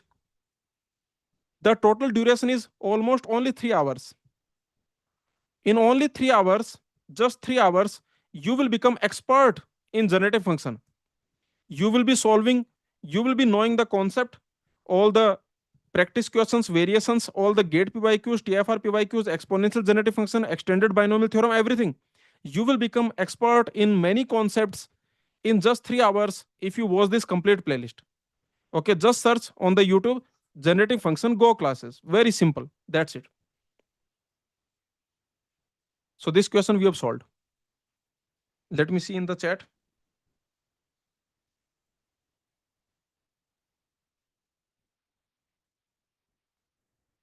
So far, was it clear? Everything is clear. Krishna, it will be covered. Don't worry. Okay, it will be covered. I will cover it very soon. Okay, I already have it in my to-do list. Okay, so very soon I will cover it with all the gate PYQs, practice question, everything. So just don't worry about it. Okay, how is this session? Let me know. So far, has it been helpful? Once this session is over, please share your feedback in the comments. Depending on your response, we will bring more such type of rapid fire sessions for all the subjects, for all the topics. So your response, your likes, your comments, your share, so your encouragement matters a lot. Okay, let's solve this question. The coefficient of x power n in the ordinary generative function of a sequence represents, so the coefficient of x power n, that is the nth term of the sequence. So the answer will be option B. Remember, if you have a sequence, let's assume this is the sequence A0, A1, A2, and so on. an, and so on like that. Okay, so this is the sequence, this is the infinite sequence. Here let me tell you that this is called nth term. This an, this is called nth term, because the sequence starts with a0. And remember, this is not called first term, this is called zeroth term. Okay, so what is the first term in this sequence? What is the first term? That is a1. This is the first term. Okay, so please understand that this sequence is starting with a0, and that is called zeroth term, and an, that is called nth term. And what is the generating function? What is the ordinary generating function? By default, generating function means ordinary generating function. So for this sequence S, what is the ordinary generating function for this sequence S? That will be equal to a0 multiplied by x power 0 plus a1 multiplied by x power 1 plus a2 multiplied by x power 2, and so on, an multiplied by x power n plus, and so on. Okay, so you can see that the coefficient of x power n, that is basically an, which is the nth term. Okay, so you can see in the generative function, in the ordinary generative function, the coefficient of x power n, that is an, which is the nth term of the sequence. So the answer will be option B. Let's solve this question. The ordinary generating function for the sequence, in this sequence you can see this is a0, this is a1, then you can see we have all zeros. Okay, so what will be the generating function? Ordinary generating function means, by default, generating function means ordinary generating function. So if this is your sequence, then what is the generating function for this sequence? You can see that will be a0 into x power 0 plus a1 into x power 1 plus a2 into x power 2 plus a3 into x power 3 plus, and so on, and so on. Now you can easily notice that this a0, this is 0, this a2 is 0, a3 is 0, and so on. Then you have 0 0 0 0 like that. Okay, so you can see that all these terms, this will become 0, this will become 0, all of them, they will become 0. a1, this is 1. So finally, what is the generative function you got? That you got x power 1, that means x. So this is what you got. Okay, so the generative function is option B. Very simple.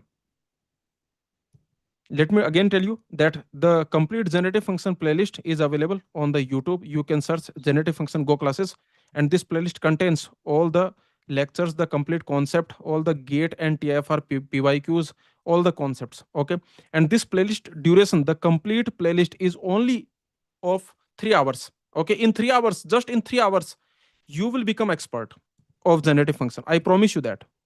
Okay, just watch it, and after watching it, please share your feedback. I promise you that after watching this playlist, you will become expert of generative function.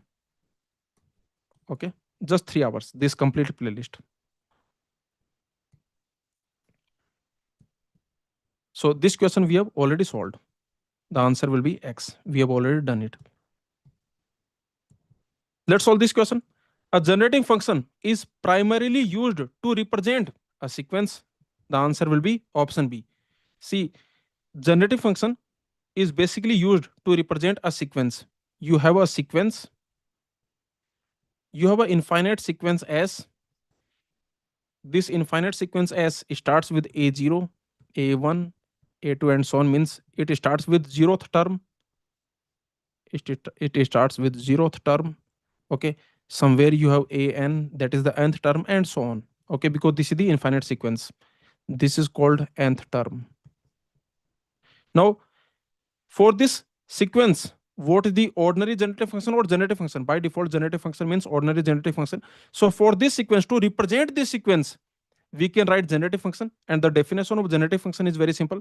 a0 multiplied with x power 0 plus a1 multiplied with x power 1 plus a2 multiplied with x power 2 plus, and so on, an multiplied with x power n plus, and so on. Okay, so you can see that generative function for this sequence, this is basically ai into x power I, where I is greater than equal to 0. Okay, that's it. Very easy. So you can see a generative function is primarily used to represent a sequence. The answer is option B. Let's solve this question.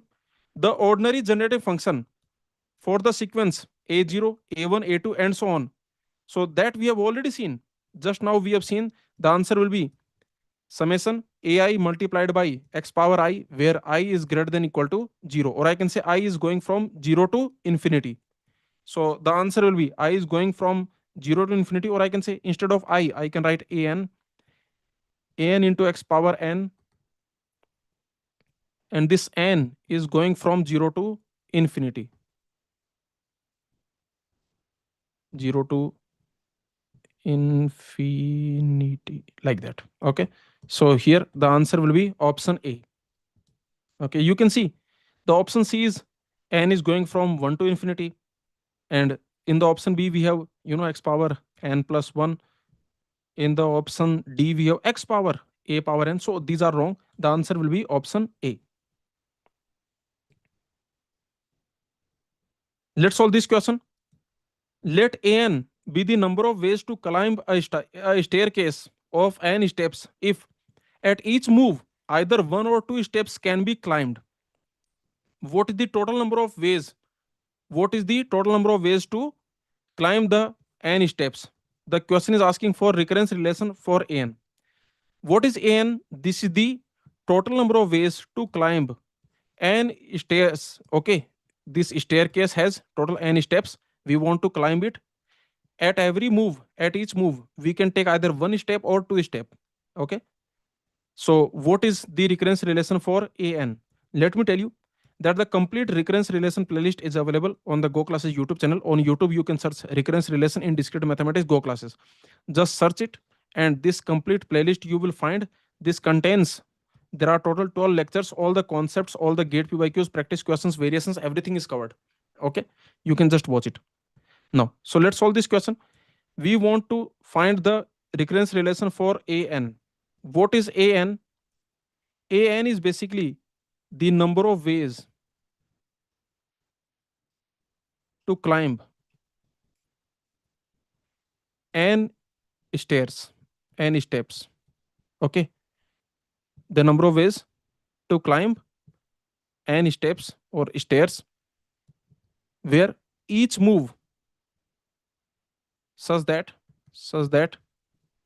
each move is either one step or two step. Okay, so here you can see I can make recurrence relation. I can write the recurrence relation very easily. You just see that these are the n steps. These are the total n steps. Okay, now you can see the first move, either I will take one step or I will take two step. Yes or no? There are only two possibilities. Do you agree with me? I need to climb all the n stairs. Okay, but understand that the first move that I will take, either I will take one step. Okay, either I will take one step. I'm taking one step, or in the first move I'm taking two steps. Okay, is this clear? Only these are the possibilities, that the first move either will be one step or the first move will be two steps. Total we have n steps. Total we have n steps. So these are the two possibilities. Now you tell me, if I take one step, then here I can do any valid move. What is valid move? If I'm taking one step or two step at a time, either one step at a time or two step, basically, this is called valid move. Let's means I cannot take three steps. Let's call it valid move. Okay. So you can see, if I'm starting with one step, then for the remaining n minus one steps, I can just make any valid sequence of moves. Okay. Here for the next move, I can take one step or two step. Okay. So there is no restriction. But the point is, I cannot take three steps at a time. Okay.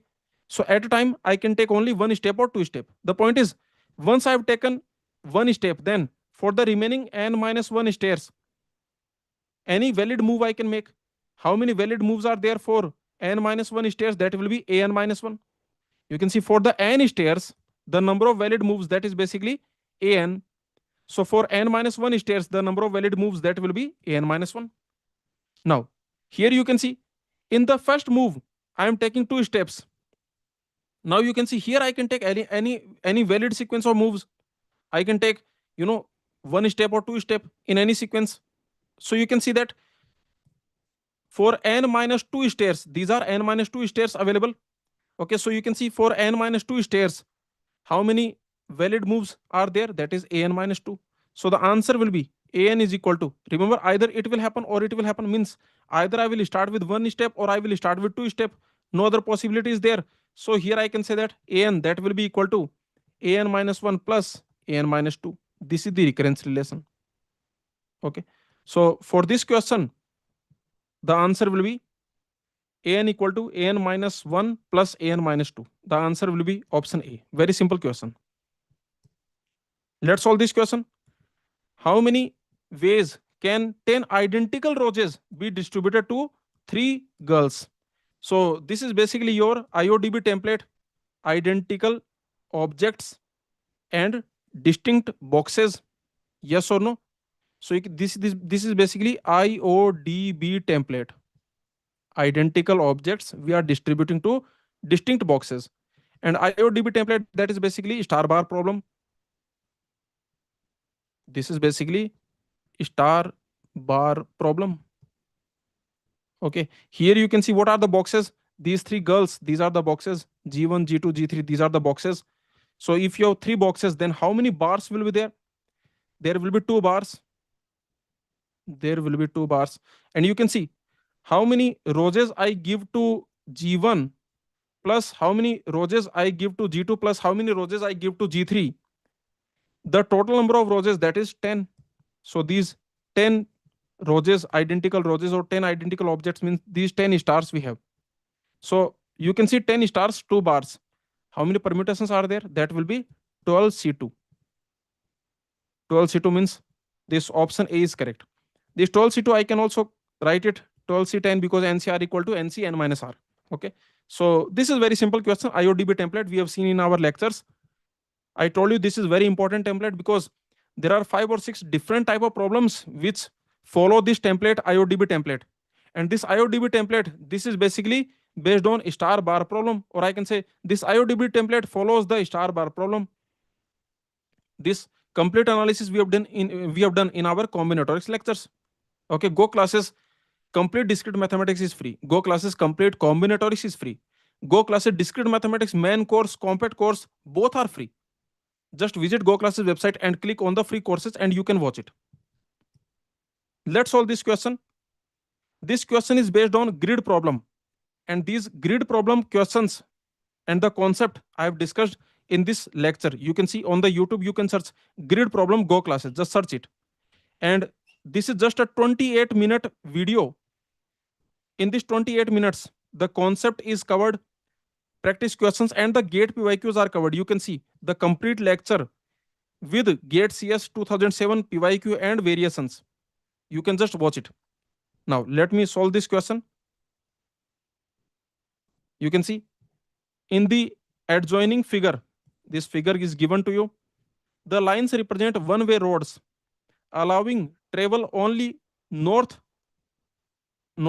or only westwards, means either you can go to north or you can go to west. You cannot go to south, you cannot go east. Okay, these are not allowed. Means you can go north or you can go west, but you cannot go south or east. Okay, you can see that travel is allowed only northwards or only westwards. Along how many distinct routes, how many distinct paths are there such that you can reach from A to B? I want to reach at B starting at A. So what is the total number of paths? In this lecture, one question we have already done based on grid problems. There the concept I have explained and the conclusion I gave you. The 2 important points I discussed and then the conclusion I gave you. So let me just quickly speak. I will not write because already in this session we have already done one question with complete analysis. Okay. So here you can notice one thing, that in this type of grid problems, you can notice that from A to B, whatever path you take, for example, you can take this path, okay, you can take this path, or you can take this path, you can take, or just notice this path you can take, or you can take like this path also you can take, okay, or you can take like this, okay, you can take like this also, so you can take like this, okay, all these paths. You can notice one thing, that from A to B, whatever path you take, that will contain four waste moves, yes or no? Whatever path you take, that will contain four W moves, means four waste moves, and that will contain three north moves. Okay, so this is the first point, that from A to B, whatever path you take, that will contain four W moves, four west moves, and three north moves. Whatever path you can just check. You can check maybe 10, 20 paths you can consider, and then you can check all of them. They will contain four west moves and three north moves. This is the first point. And the second point is, from the point A, if I take four west moves and three north moves in any order, if I take these moves from point A, then there is a guarantee that I will reach the point B. These are the 2 points. Okay, did you understand? The first point is, from A to B, whatever path you take, you consider any path you consider. For example, consider this path. You can see this path has four west moves and three north moves. Okay, so from A to B, every path contains four west moves and three north moves. And the second point is, from point A, if you take four west moves, three north moves in any order you take them, definitely there is a guarantee that you will reach point B. Now, from these 2 points, there is a conclusion. What is that? Basically, the number of path from point A to point B, that is a permutation of 4W3N. So remember, the number of paths from A to B, this is nothing but a permutation of 4W3N. This is basically the number of permutations of 4W3N. Okay, and how many permutations are there of 4W3N? That is, total we have 7 factorial divided by 4 factorial 3 factorial. Yes or no? Okay, if you have 4W, n, so you can see how many permutations are there. The number of permutations, that will be equal to 7 factorial divided by 3 factorial 4 factorial. Okay, so this is the answer. Now, what is 7 factorial divided by 3 factorial 4 factorial? That value you can calculate. So let me just see, 7 factorial divided by 4 factorial 3 factorial, it will be 7 into 6 into 5 divided by 3 factorial, that means 6. So that will be basically 35. So for this question, the answer will be option D.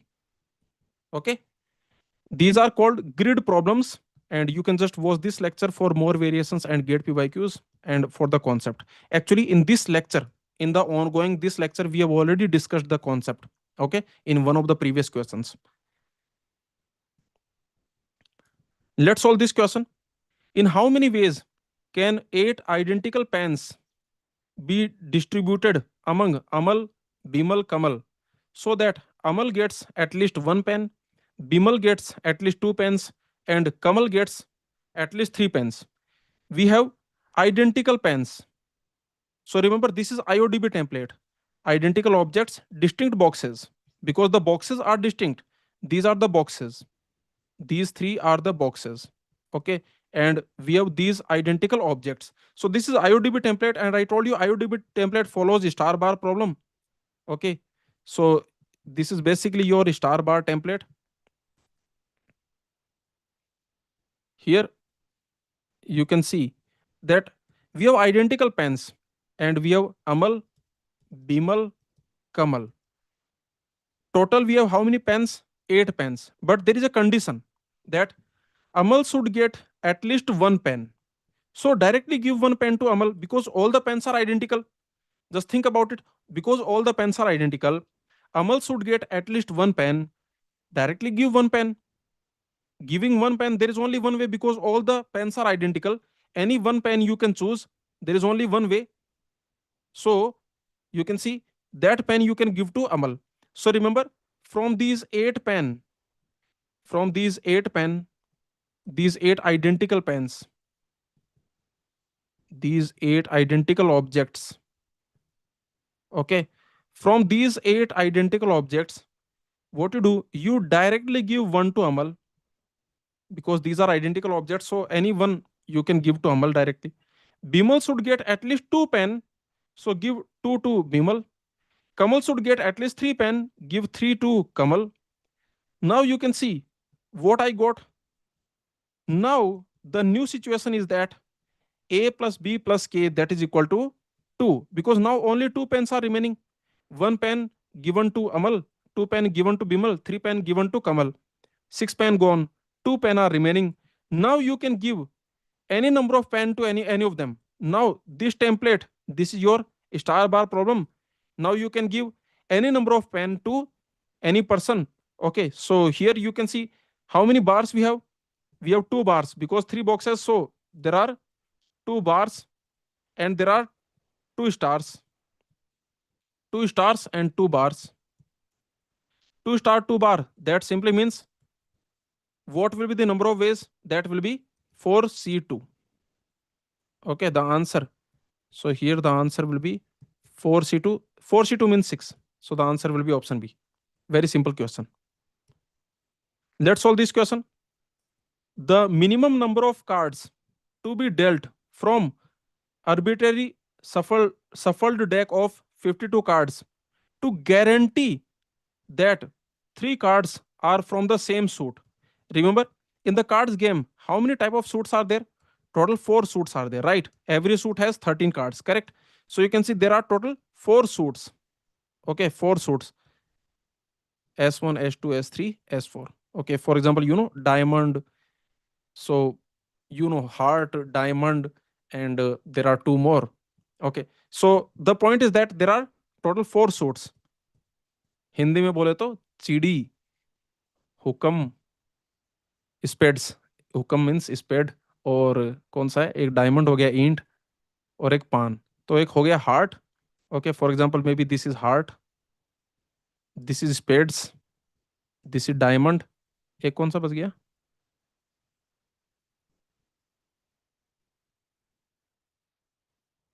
चीड़ी. चीड़ी को क्या बोलते हैं English में? You can just let me know. जो हिंदी में चिड़ी होता है उसको क्या बोलते हैं इंग्लिश में? हार्ट, स्पेड, डायमंड और. Okay, you can just let me know. Anyway, the point is that there are four type of suits. Okay, every suit has 13 cards. Now the question is saying the minimum number of cards that I should deal such that there is a guarantee that three cards from the same suit will be there. Okay, so you tell me, in worst case what I can do. I will try to prevent three cards of the same suit. Yes or no? See, the question is asking that I want a guarantee. I want a guarantee of getting three cards of the same suit. So minimum how many cards I should deal? Okay, to guarantee. I want a guarantee also. So what I can do? I can prevent three cards of the same suit. If I want to prevent three cards of the same suit, then what I can do? In the worst case, two cards of heart, two cards of spade, two cards of diamond, two cards of club. Yes or no? In English, CD means club. So you can see that this is what I can do in worst case. Do you agree? The question is asking for guarantee of three cards of the same suit. So in the worst case, to prevent three cards of the same suit, this is the maximum I can do. Yes or no? That okay, two cards of each suit I can take. At this moment, I have dealt total 8 cards, and still there is no guarantee that we have three cards of the same suit. But if I deal one more card, any one more card, then there is a guarantee that this one more card, it will belong to one of these suit. So I will have three cards of the same suit. So now can you notice that With 9 cards, there is a guarantee, there is absolute guarantee that you will have 3 cards of the same suit. At least 3 cards of the same suit you will have. So remember, 9 cards will give you the guarantee. Minimum number of cards that can give you the guarantee that 3 cards of the same suit you will have, that is 9. Okay. So I hope you understood. This is called pigeonhole principle. In our Go classes pigeonhole principle lectures, we have discussed all about it. Okay. You can watch on the YouTube, you search pigeonhole principle Go classes. Okay. And then you can watch the lectures and this question easily you can solve. Let's solve this question. The number of ways in which 5 A's, 5 B's, 5 C's can be arranged in a line. This is very simple. You can see we have 5A, 5B, 5C. So total we have 15 factorial divided by 5 factorial, 5 factorial, 5 factorial. Correct. What is another way to solve this question? That is, you can see we have 5A, 5B, 5C. We want to arrange them in a row. So total we have 15 positions. Do you agree? From these 15 positions, I can choose 5 positions for A. I can choose 5 positions for A. There are total 15 positions because to put 5A, 5B, 5C in a line, total 15 positions will be there. From the 15 positions, I can choose 5 positions, and in those 5 positions, I can put A. But remember, all the A's are same. So in those 5 positions, I can put A only in one way. Okay, just put A on in those 5 positions. Now, from the remaining 10 positions, you choose 5 positions, there you can put B. Okay, again, there is only one way because all the B's are same. From the remaining 5 positions, you choose 5 positions, and there you put C. Okay, so if you solve it, again, you will get this same 15 factorial divided by 5 factorial, 5 factorial, 5 factorial. Okay, so very simple. The answer will be option A. Let's solve this question. 5 different books P, Q, R, S, T are arranged on a shelf. The books R, S, they are arranged first and second from right side. The number of different orders in which PQT can be arranged. See, this question is very simple. Already some information is given to you. We want to arrange 5 books in a line, and what the question is saying that these 5 books I want to put in this line, and the question is saying that the book R and S, they are arranged first and second respectively from the right. From the right, okay, see, from the right, you can see that this R is the first book from the right, this S is the second book from the right, because the question is saying the book R and S, they are arranged first and second from the right, and respectively means the first book from the right is R, the second book from right is S. So already these 2 books are already placed. I just need to see how many ways are there to put P, Q, T, these books in the remaining 3 positions. So here the answer will be 3 factorial. Already S, R, they are fixed. R is fixed at the first position from the right, S is fixed at the second position from the right. This PQT I can arrange in 3 factorial ways. Correct? So here you can see these I can put in 3 factorial ways. The answer will be 6. Very simple question. Let's solve this question. If n plus 1 objects are placed into n boxes, then which statement will be correct? Which statement you can guarantee? This question is based on pigeonhole principle, and the pigeonhole principle lectures you can watch on the Go Classes YouTube channel. On YouTube, you just search pigeonhole principle Go Classes or pigeonhole Go Classes. Okay, so you can see. Let me tell you, you can watch these lectures like 27A, 27B, 27C. Okay, pigeonhole principle 27A, B, C. 3 lectures, 3 parts are there. You can watch them, or what you can do. The best thing that there is a all-in-one lecture. I have uploaded pigeonhole principle all in one lecture. This lecture you can watch. Okay, you can see pigeonhole principle all in one lecture you can watch. And in this lecture, the generalized pigeonhole principle also I have covered. Okay, you can just watch it, and after watching this lecture, this all in one lecture, I'm very sure I can guarantee that you will become expert in pigeonhole principle. Okay, now let's solve this question. Let's come back to this question. So if n plus 1 objects are placed in n boxes, then most of the students, they will think that okay, this question is about pigeonhole principle. So if n plus 1 objects are placed in n boxes, then at least one box will contain more than one object. Yes or no? But there is no such option here. See, most of the people, they understand pigeonhole principle, but they don't understand the generalized pigeonhole principle. This is the important point I want to tell you, that most of the students, they understand, they know the pigeonhole principle, but they don't understand the generalized pigeonhole principle. Okay, so this lecture you can watch. Now here you can see in this question what is the trick actually. See, we have n plus 1 objects, we want to put them in n boxes. Then the pigeonhole principle, which most of the students know, they know that okay, at least one box will contain more than one object. Okay, you can see this, you can say that at least one box contains more than one object. Okay, more than one object, correct? Yes, this statement is correct according to pigeonhole principle. This you can say that when you put n plus 1 objects into n boxes, then at least one box will contain more than one object. But this statement is not there here. In the options, this statement is not there. Then what is the correct answer? What do you think? What will be the correct answer? So here, let me tell you, just check the options, nothing else. Just check the options, you can see.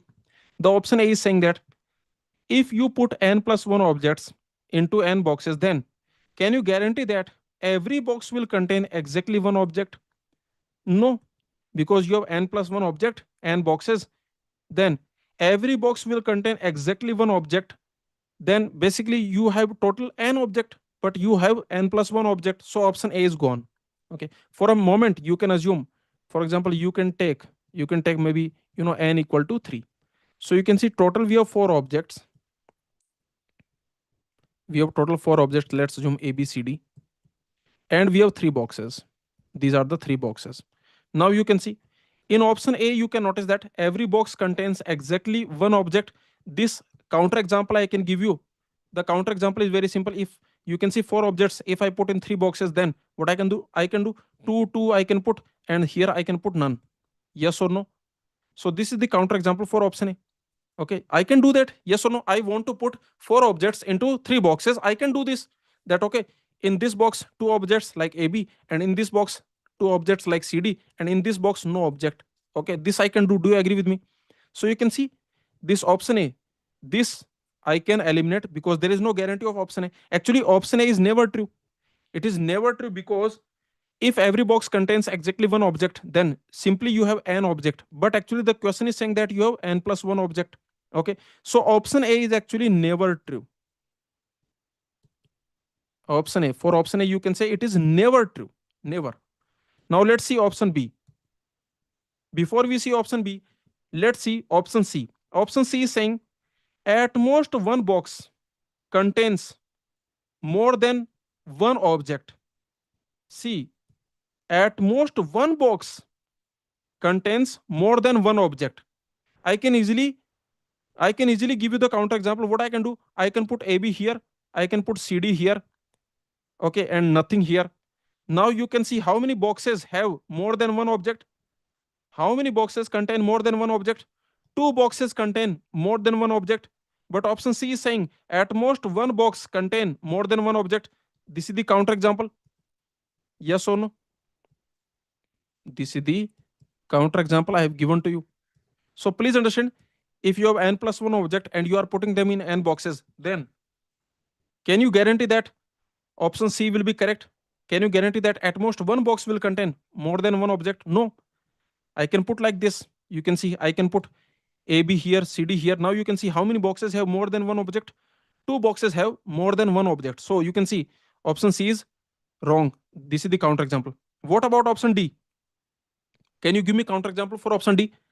See, at least one box contain exactly two objects. At least one box will have exactly two objects. Can you give me counter example? Yes, all the ABCD I can put here. Nothing here, nothing here. This is the counter example. So option D is also gone. what I can do, all the objects I can put in a single box. Now tell me, is there any box which contains exactly two objects? No. Here we have exactly zero object, here exactly zero object, here exactly four object.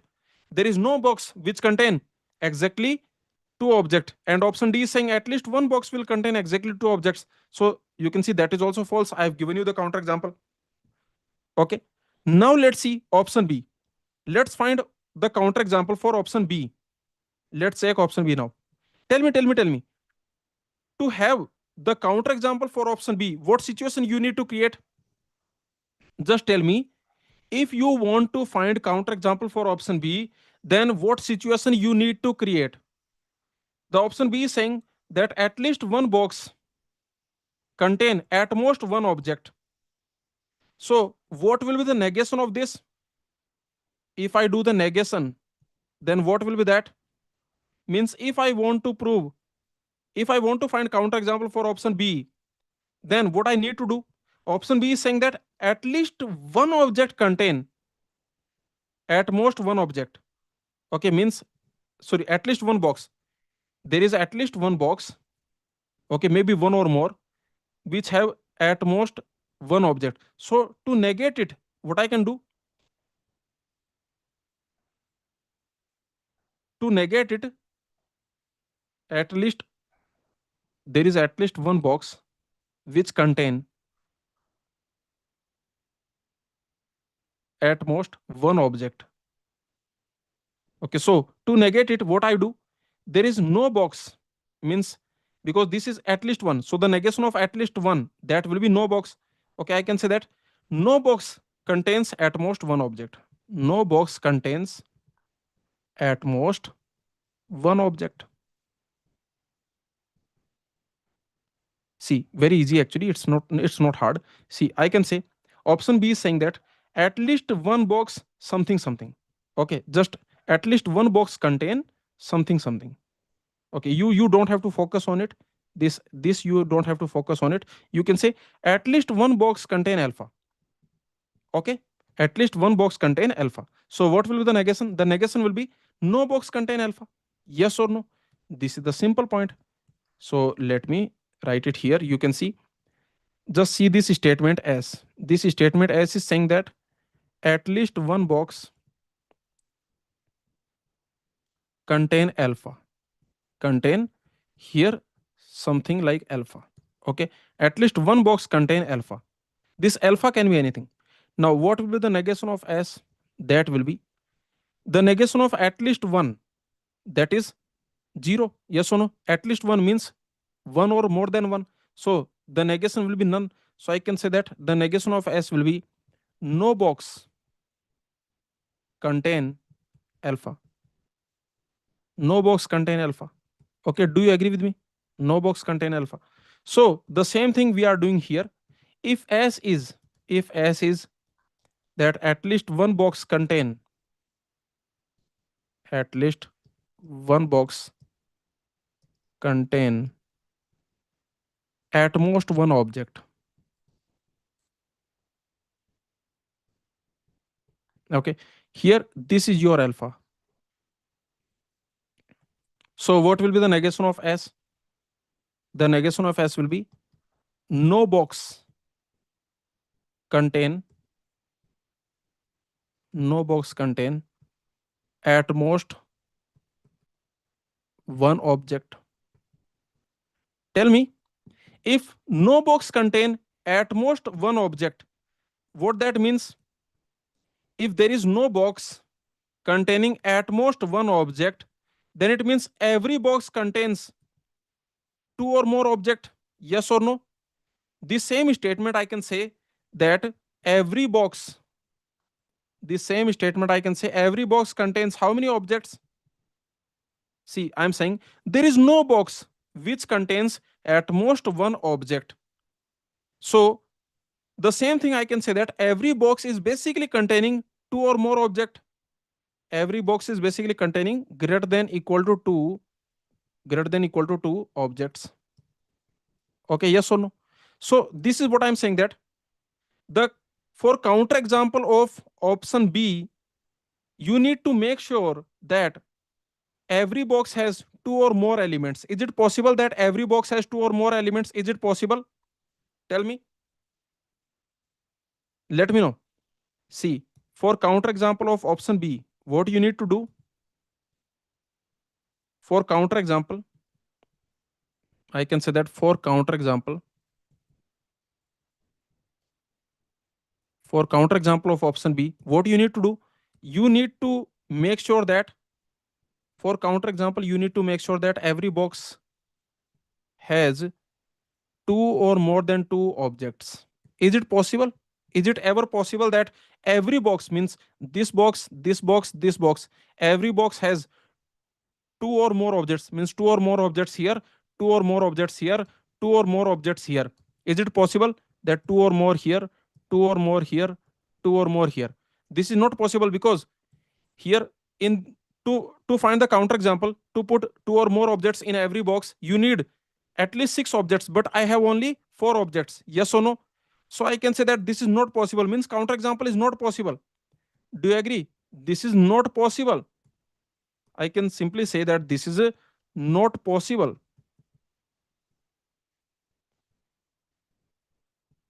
What is not possible? The counterexample is not possible. If counterexample is not possible, then it means that statement option B is true. Okay, I hope you understood. So this is basically part of generalized pigeonhole principle. You can watch the Go classes pigeonhole principle lectures. If you understood this, did you understand this? Let me know. Notice here, I have just used the logic. This question we are solving purely based on the logic. Only logic we are using, nothing else. Did you understand this? Let me know. I hope you understood because all the four options we have solved logically. There is no formula we are using, just pure logic we are using. But let me tell you again, I will recommend that please watch this all in one pigeonhole principle lecture. In this, I have covered the generalized pigeonhole principle concept also. This type of question that we have done right now, this type of question, many questions we have done in this lecture. After watching this lecture, you will become expert of pigeonhole principle, whatever question comes. Okay, I hope you understood. So let's move on now.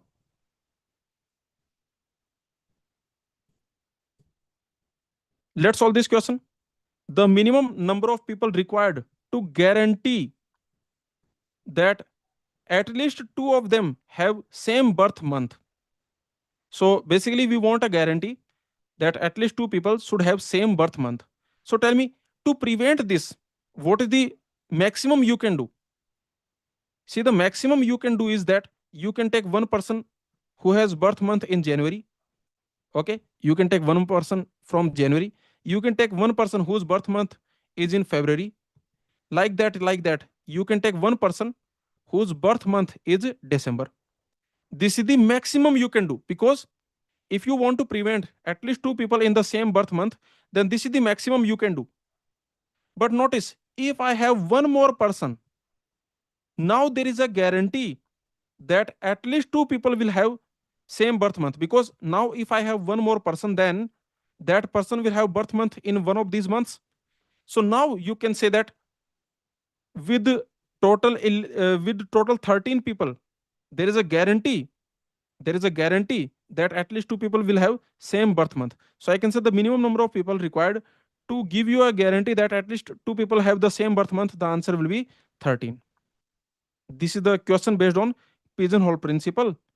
Okay, and this pigeonhole principle we have covered here. Okay, you can just watch it on YouTube, search pigeonhole principle, go classes. Let's solve this question. According to pigeonhole principle, if m objects are distributed among n boxes, the maximum lower bound on the number of objects guaranteed to be present in at least one box, the answer is m by n seal. Okay, so this is a standard question. This is basically based on the definition of pigeonhole principle. So let me solve it. You can see we have total m objects. Okay, we have total m objects we have, and we want to distribute them to n boxes. In this case, The Pigeonhole principle says that if you distribute m objects to n boxes, then at least one box, at least one box will contain m divided by n seal at least these many objects. Okay, so you can see that I can say that at least one box has at least one box has at least these many objects. Okay, so let me write here that in this situation I can say at least one box has at least these many objects. Okay, so actually this value, this is the maximum lower bound, this is the maximum lower bound on the number of objects guaranteed to be present in at least one box. Okay, notice one thing, if at least one box has, for example, just think about it, if at least one box has, if at least one box, if at least one box has greater than equal to, let's assume, 5 objects. So if at least one box has greater than equal to 5 objects, then I can also say that at least one box has greater than equal to 4 objects. See, if at least if at least one box has greater than equal to 5 objects, then I can also say that it has greater than equal to 4 objects, it has greater than equal to 3 objects, it has greater than equal to 2 objects. Yes or no? So you can see, if this box, if this at least one box contains greater than equal to 5 objects, then automatically greater than equal to 4, greater than equal to 3, greater than equal to 2, all these are true. Yes or no? So that is the reason I am saying that this greater than equal to 5, this is the maximum lower bound. Okay, this is the maximum lower bound. I hope you understood. Very simple. So here the answer will be option A. This question is basically based on the definition of pigeonhole principle. Okay, you just watch it today. Okay, you can just search on the YouTube pigeonhole goclasses, and this all in one lecture you can watch.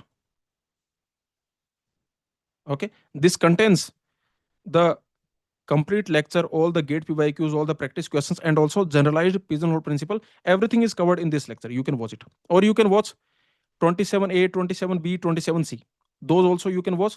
Okay, these are different lectures, and this all in one, this is a different lecture. Okay, these lectures I have made on pigeonhole principle. Okay, let's solve this question. The number of terms in expansion of a plus b power n, this is binomial theorem question, and in the expansion of a plus b power n, the number of terms, that is n plus 1. Because what is a plus b power n expansion? I can write it summation of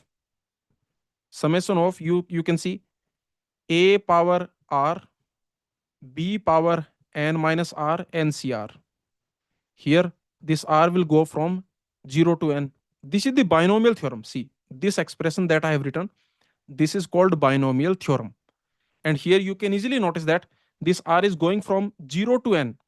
This r is going from 0 to n. So total number of terms, that will be n plus 1. Yes or no? So total we have n plus 1 terms. So the answer will be option B. Let's solve this question. The coefficient of a power n minus k, b power k in the expansion of a plus b power n.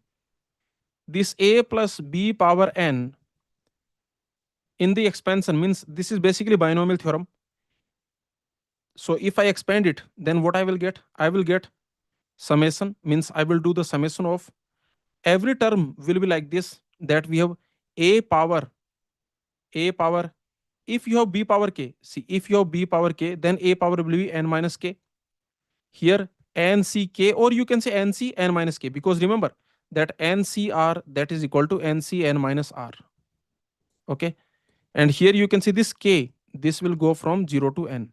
So this is the binomial theorem, and here you can easily see the coefficient of a power n minus k, b power k, the coefficient is basically nck, or I can say nc n minus k. So here the answer will be option B. Okay, and what is the proof actually? See, if you don't want to solve like this, then what you can do, notice very beautiful method, let me tell you, that basically that is part of the proof. So you can see what is a plus b power n. This means that you are multiplying this a plus b this a plus b, this term you are multiplying total n times, correct? Okay, do you agree?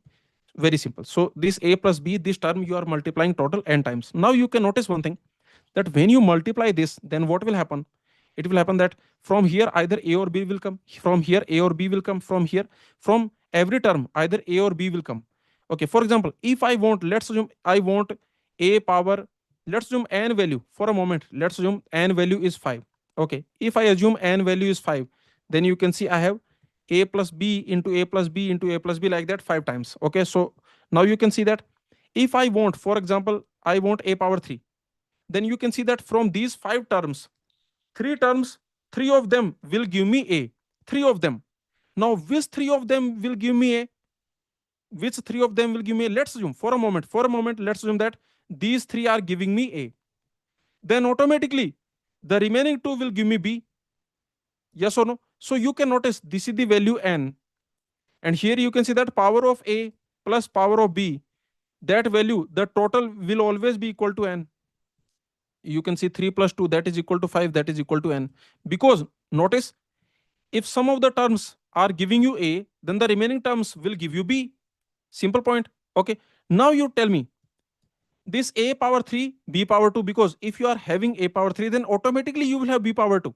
If 3 terms are giving you a, then automatically 2 terms will give you b. Now you tell me how many a power 3 b power 2 I will get. It will depend on, from these 5 terms, which of them are giving me a. Out of these 5, 3 of them are giving me a. Yes or no? So from these 5 terms, I can choose 3 which will give me a. These 3 will give me a. Automatically the remaining 2 will give me b. So I can say that coefficient of a power 3 b power 2, that will be 5c3. Okay, I hope you understood. Is this clear? Because you can see, if you want to create this term a power 3 b power 2, then it means that from these 5 terms,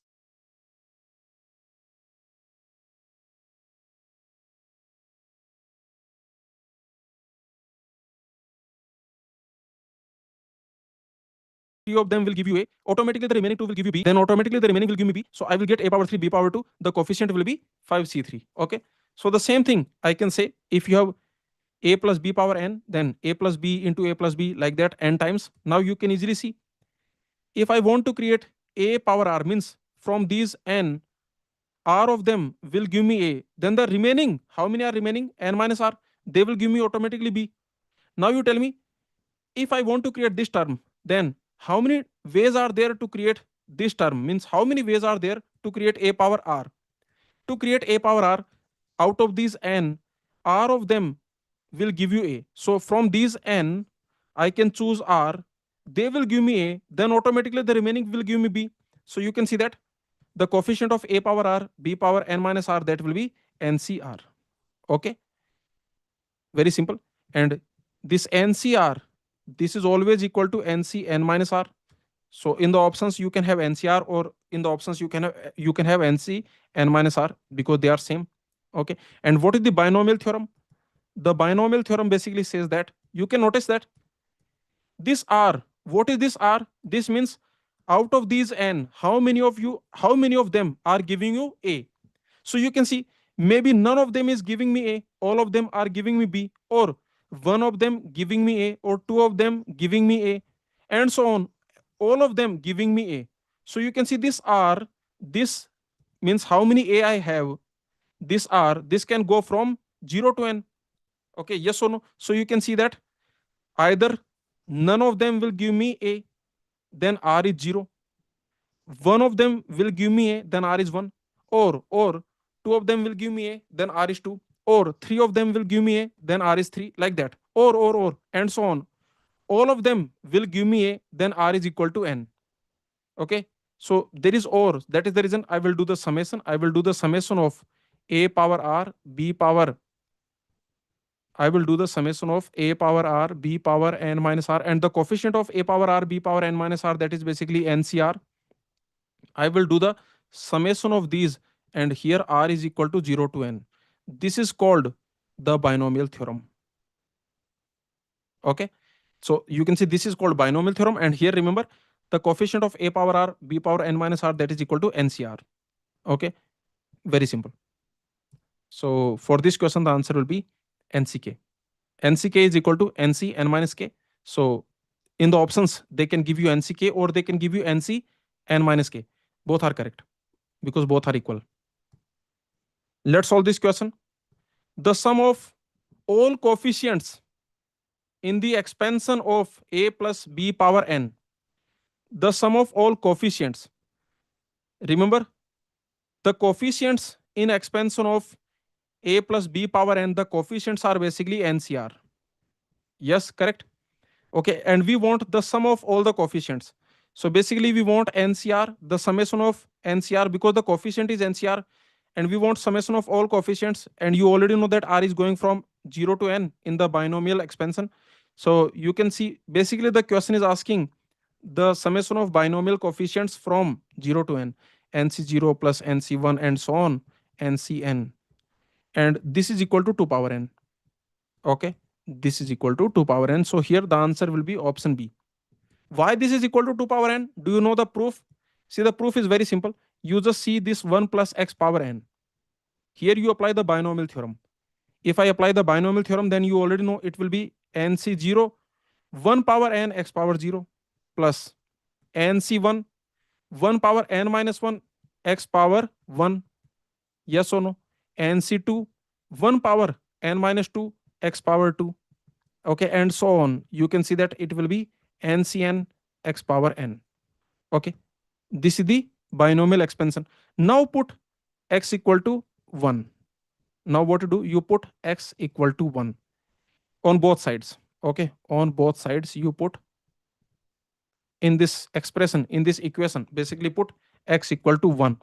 So if I put x equal to 1, then what I will get? I will get 2 power n is equal to, if I put x equal to 1, then this will become 1, this will become 1, this will become 1, because x is 1. So 1 power anything that is equal to 1. So what I will get? I will get nc0 plus nc1 plus nc2 and so on, ncn. Okay, that's it. This is what I'm saying, that the summation of binomial coefficient ncr from where r is 0 to where r is going 0 to n, that is basically 2 power n. So the summation of binomial coefficients is 2 power n, and this is the proof. Okay, so the answer will be option B. Very simple.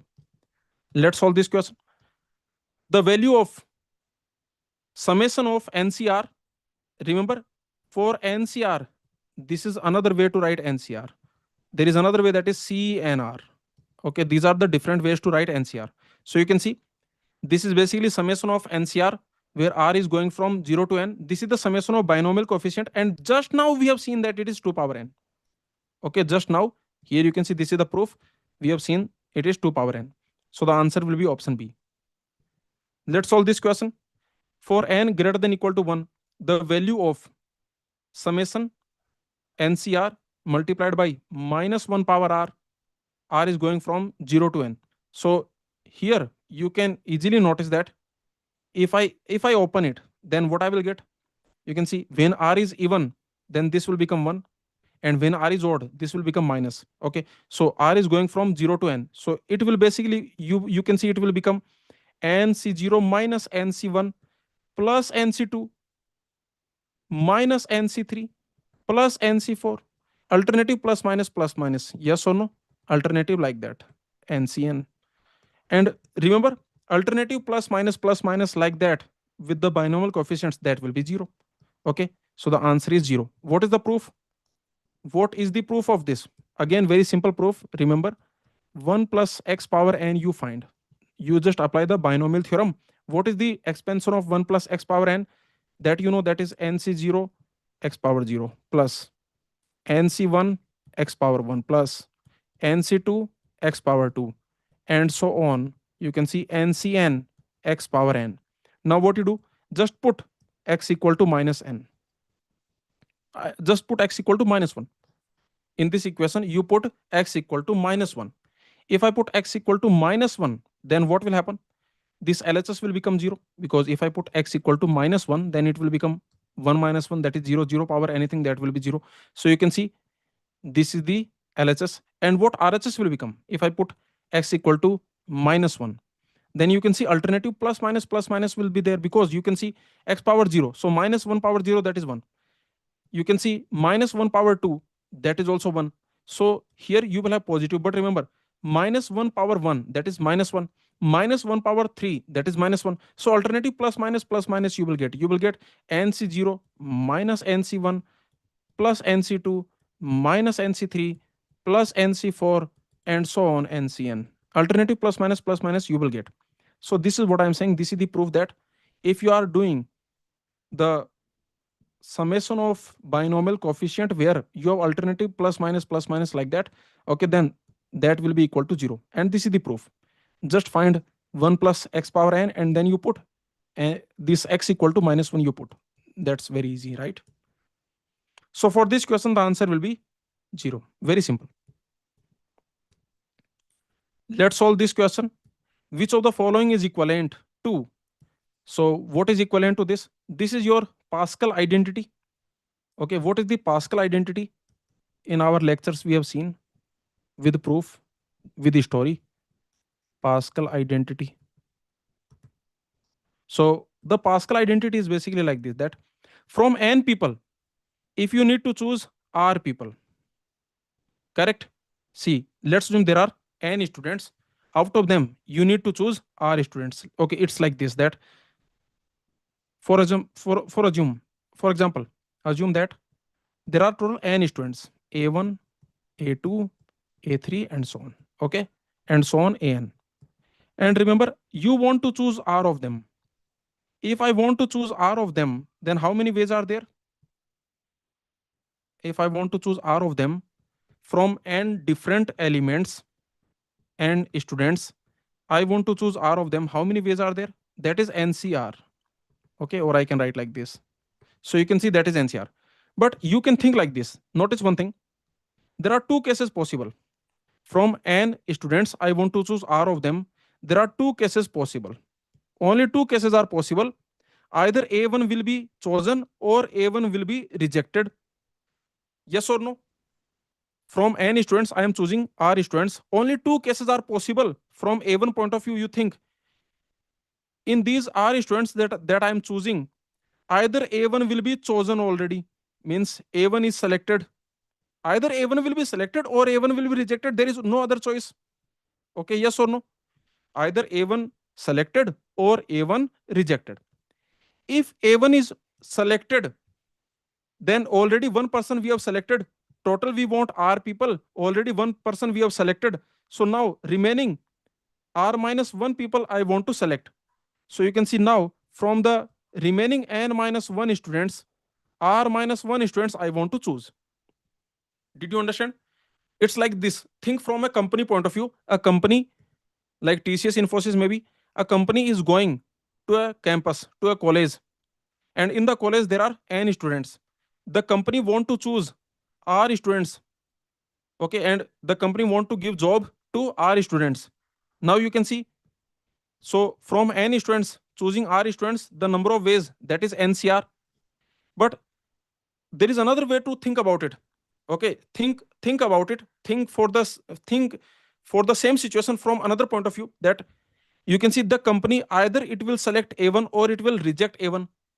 Only these two possibilities are there. There is no other possibility. Now if A1 is selected, then the company wants total r people. Already one person has been selected, so the company want r minus 1 more. Okay, so from the remaining n minus 1 people, the company want r minus 1 people. Or you can see if A1 is rejected, then company still needs r people, but A1 is already rejected. So from the remaining n minus 1 people, the company will select r people. This is called Pascal identity. Okay, very simple. So you can see NCR equal to n minus 1 r minus 1 n minus 1 r. You just do the addition. That is your Pascal identity. So I can write it here. I can just quickly write it here. The Pascal identity, that NCR, that is equal to n minus 1 r minus 1 plus n minus 1 r. Okay, and here you can see what we are doing. You are just replacing this n minus 1, you are replacing with n. Okay, so here you can see, you can think like this. Notice Here you have n minus 1, here you have n minus 1, so here you have n, correct? And you can see here you have n, here you have n, so here you will have n plus 1. Okay, yes or no? And you can see here r minus 1 r. Here you can see, for example, here you can see r minus 1 r, and here you have r. So here also r, the maximum of them. So you can see you are getting n plus 1 cr. So the answer will be option A. Okay. Actually, you can also think about it. It's like you have total n plus 1 students. From n plus 1 students, you are choosing r. Okay, so from n plus 1, if you choose r, then how many ways are there? N plus 1 cr. But think about the same situation from another point of view. What you can see? You can see a particular student A1 that is either selected, or a particular student A1 is rejected. If that A1 chosen or A1 rejected, correct? Okay, so if A1 is already chosen, then total I want to choose r, already 1 I have chosen. So r minus 1 I will choose from the remaining are n. You can see if A1 is already rejected, then total I want r people. I want r people from the remaining people. Okay, the remaining people are n. So you can see NCR plus NCR minus 1, that is equal to n plus 1 CR. Okay, so here the answer will be option A. Very simple. I hope you understood. Let's solve this question. The number of ways to distribute an identical objects into r distinct boxes, if empty boxes are allowed, means any box can have any number of objects. This is basically IODB template direct definition. This is basically the template definition. IODB template direct definition.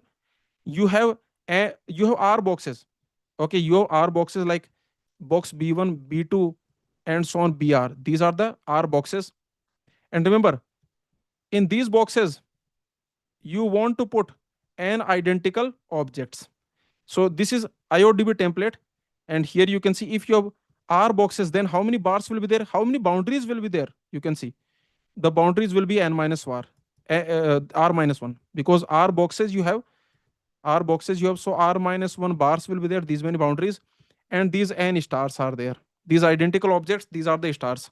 So you have n stars, r minus 1 bars. So total you have n plus r minus 1 c cn or c r minus 1, because ncr is equal to ncn minus r. So you can see here you can put r minus 1, or the same thing you can also write it n plus r minus 1 cn. Okay, so here the answer will be option B. Very simple. So far, is everything clear? Let me know. A student is asking when the interview will be conducted. We will start the interview process tonight. We will discuss, and from the tomorrow onwards, the interview process we will start. Okay, don't worry about it. And we will make sure that all the genuine students, they should get the scholarship. Okay, we will eliminate the AI cheaters, the students who cheated with AI. We will eliminate them in the interview. Okay, the interview will be strict. Don't worry. In the interview, we will see that which students they deserve the scholarship and which students they cheated with AI. Okay, so if you are a genuine student, then please don't worry about it. In the interview, we will eliminate all the AI cheaters. Okay, all the students who genuinely attempted, they will get benefited. Okay, this is my promise to you. We will start the interview process very soon. For this session, you tell me, this session, has it been helpful? Let me know. So far, this session, was it helpful? What do you think? Please like the session. If you did not like, please press the like button. It will definitely motivate me. I will bring more such sessions for every subject, for every topic. At these rapid fire sessions, we can start. It will be like a new thing. Okay, it's, I think so far no one has done it, but this rapid fire, this type of sessions, if we bring for all the subjects, for all the topics, then it will be very helpful for the students, I know. But I want you to, please show your response, please support us. Okay, so please put a comment, please share your feedback, please encourage us. Okay, so let's move on. Let's solve this question. The number of ways to distribute and distinct objects into are distinct boxes, if empty boxes are allowed, means any box can contain any number of objects. This is directly DODB template, distinct objects, distinct boxes. Yes or no? Distinct objects, distinct boxes. And here you can see any box can contain any number of objects. Okay, so here you can easily see that you have total n objects and you have total r boxes. So see, these are the n objects.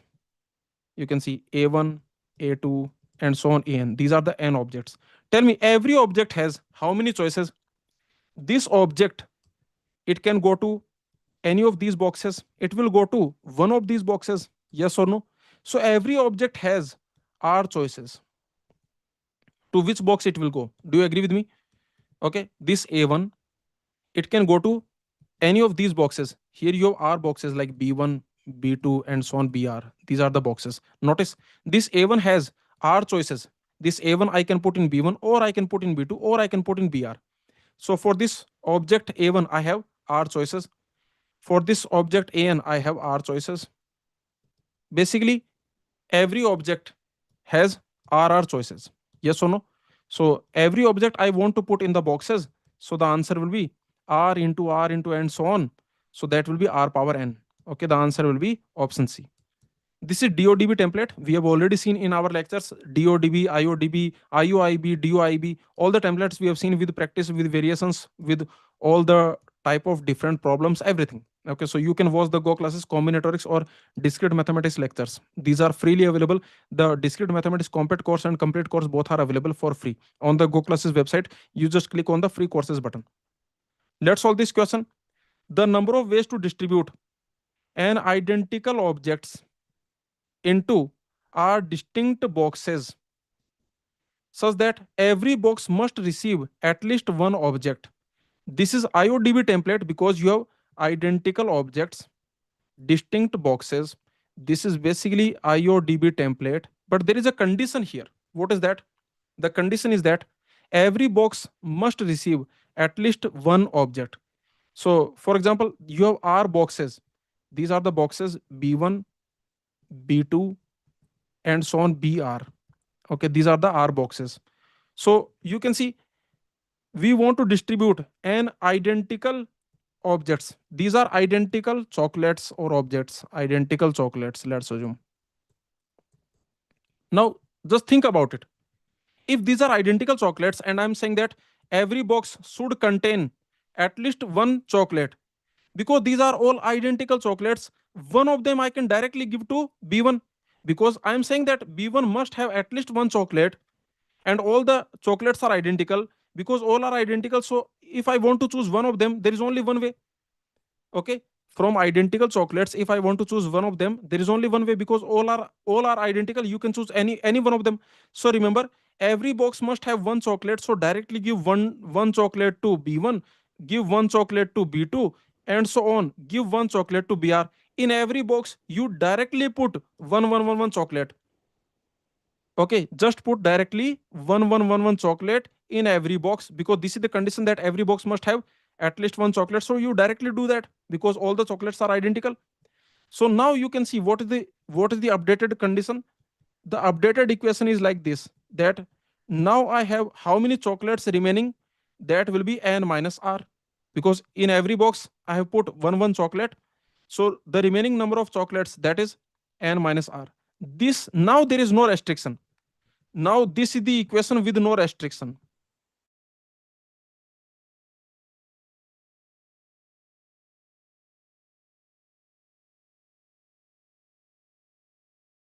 Now any box can contain any number of chocolates. And any number of chocolates. Now this is your IODB template, and here you can easily see that total we have n minus r stars. N minus r stars we have, and because there are total r boxes, so r minus 1 bars we have. Okay, and now you can see if you have n minus r stars, r minus 1 bars, so what will be the number of ways? That will be equal to, you just do the total, n minus r plus r minus 1 c r minus 1. So what you will get? You will get n minus 1 c r minus 1. Yes or no? N minus 1 C R minus 1. Remember, NCR is equal to NC N minus R. So this I can also write it N minus 1 C N minus 1 minus R plus 1. So that actually will become N minus 1 C N minus R. So in the options, they can give you either N minus 1 C R minus 1, or in the options, they can give you N minus 1 C N minus R. Okay, so what is there in the options? You can see N minus 1 C R minus 1. Yes, this is given in the options. So the answer will be option D. Okay, very simple. Let's solve this question. Star and bars is used to solve which type of problems? Star and bars, this is used to solve IODB template problems, means identical objects, distinct boxes. Okay, in our lectures, we have seen it. This star bar template, this is equivalent to, this corresponds to IODB template. IODB template corresponds to combination with repetition. IODB template corresponds to multi-set problem. Okay, so all those things we have seen in our lectures. You can just watch it. Let's solve this question. A derangement is a permutation in which, what is the definition of derangement? Derangement means that no element is in its original position. Yes or no? So you can see derangement is a permutation in which no object remains in its original position. So the answer will be option C. This is the definition of derangement. Let's solve this question. This question is based on recurrence relation in discrete mathematics.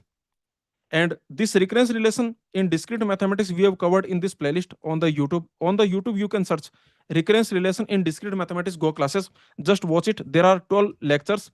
In these lectures, all the concepts, all the variations, gate PYQs, practice questions, everything is covered. Okay, just watch this complete playlist on YouTube. You search recurrence relation in discrete mathematics Go classes. Okay, so let's solve this question. This is very interesting question here. You can see a person is climbing a staircase of n steps. Basically, there are total n stairs. At each move, you can take either one step or two steps. But let's assume you are an older person and consecutively two steps you cannot take. Okay.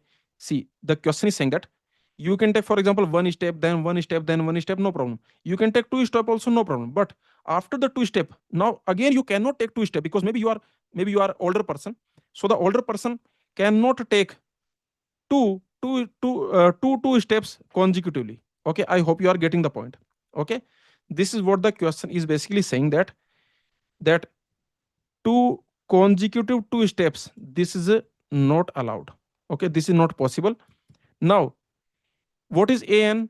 An is the number of ways to reach the nth step. An is the number of ways to climb n stairs such that this condition must be satisfied. So what is the recurrence relation for an? Okay, so let's solve it. What is an first of all? First of all, you can see what is a valid move. What is a valid move? Okay,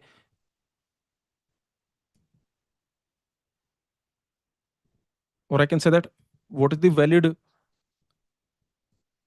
climbing? Okay, for a moment, let's assume, let me call it valid climbing. So what is valid climbing?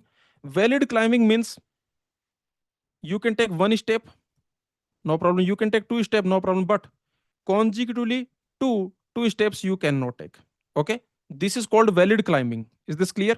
Now what is the an? So we have seen what is valid climbing. Now what is an? This is the number of ways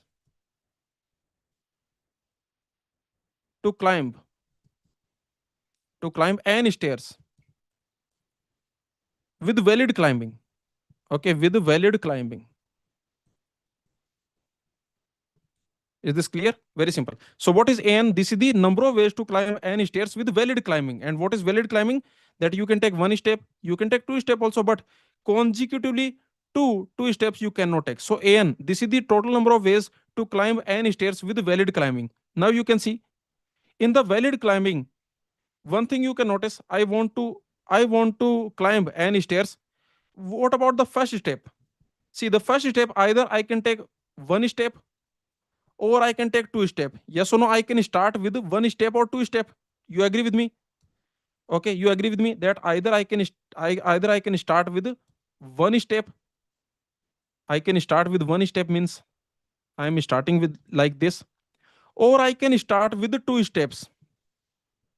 Okay. Now what? Now you can see if I start with one step, only one step I have taken, then here I just need to do valid climbing of n minus 1 stairs. So how many ways to do valid climbing of n minus 1 stairs? That is an minus 1, because how many ways are there to valid climb n stairs? That is an. So if I want to valid climb n minus 1 stairs, that will be an minus 1. Now you can see I can start with two steps also, but there is something here. Okay, if you are starting with two steps, notice it's like this, that either I start with one step or I start with two step. If I start with two step, then notice one thing, the next I cannot take two step. Yes or no? This is not possible. So if I start with two steps, then the next must be one step. Yes or no? This is guaranteed. If I start with two step, then the next must be one step. This is guaranteed. Yes or no? Now you can see, now here you can do any valid climbing. How many stairs are remaining? N minus 3. Okay, so to climb these n minus 3 stairs with valid climbing, how many ways are there? That is an minus 3. So finally I can say that an, this is equal to an minus 1 plus an minus 3. Okay, this is the answer. I hope you understood. This is very simple. You can just watch this recurrence relation in discrete mathematics go classes playlist, and you will become expert in writing the recurrence relation for any type of problem. Okay, so you can see for this question the answer will be an equal to an minus 1 plus an minus 3. Option C will be the answer. Very simple. Let's solve this question, and this is the last question. Team A consists of 7 boys and girls. Team B has 4 boys, 6 girls. Total 52 single matches are arranged between the two teams, boys against boys, girls against girls. Then what is N? See, there is team A, there is team B. Okay, there is team AB. This is team A and this is team B. So you can see we are saying that team A has 7 boys and girls. 7 boys and girls. Team B has 4 boys, 6 girls. 4 boys, 6 girls. Now what we are doing? We are playing matches such that boy versus boy, girl versus girl. Total 52 single matches can be arranged. So what is N? First you see how many single matches you can actually arrange. You can see if I see boys versus boy, then total how many matches are possible? You can see one boy you will take from team A, one boy from team B you will take. So you can see 7 into 4. Okay, yes or no? You are choosing one boy from team A, you are choosing one boy from team B, and you are playing the matches boy versus boy. So these many matches are possible. Or girl versus girl, how many matches are possible? You can see that will be you are choosing one girl from team A, and you can see one girl from team B, and this total value is actually equal to 52. This is given to you that 52 single matches are actually possible. So this total value is actually equal to 52. Now you can see the answer will be what? Here you can see that 6n, this will be equal to 52 minus 28. 6n is equal to 52 minus 28. Okay, what is 52 minus 28? So that is, I think, 14.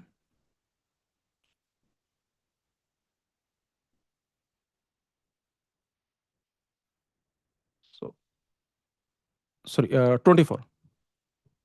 So you can see 6n is equal to 24. Okay, so here you can see that n is equal to 4. Okay, so the answer will be n equal to 4. So that's it. We have done all the questions.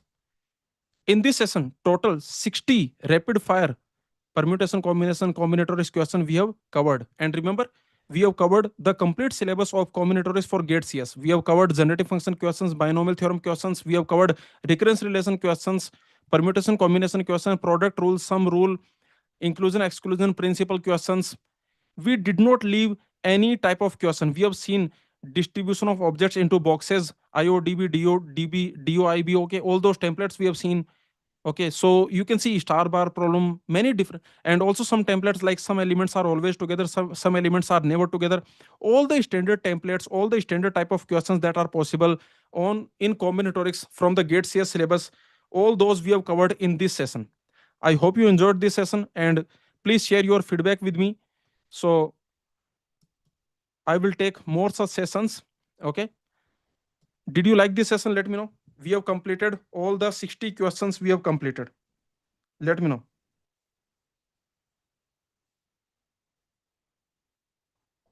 What do you think?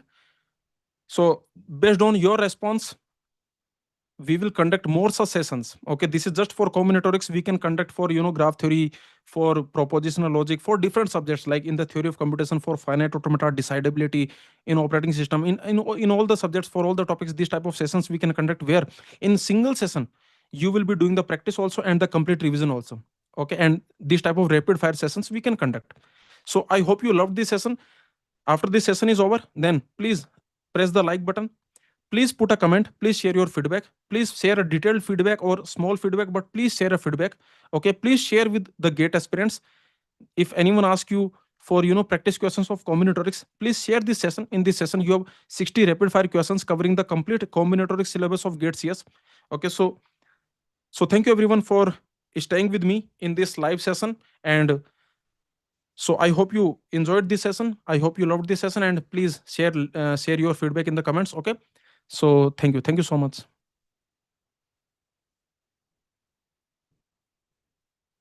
So in this session, we have covered the CS test. Okay, the scholarship test for GATE CS 2027 combinatorics questions we have covered. In a separate session, we will cover DA test questions. Okay, the scholarship test for GATE DA 2027 aspirants. In that also, we have counting combinatorics questions. Those are also rapid fire questions. Those questions are different from these questions. Okay, those questions also we will cover in a separate session on the goclasses GATE DA YouTube channel. Okay, we have GATE CS YouTube channel, GATE DA YouTube channel. On the GATE DA YouTube channel, we will cover the DA test combinatorics questions in a similar session. We have rapid fire different questions. These are different questions, those are different questions. Okay, so thank you everyone. Please join that session also. Okay, thank you. Please share your feedback.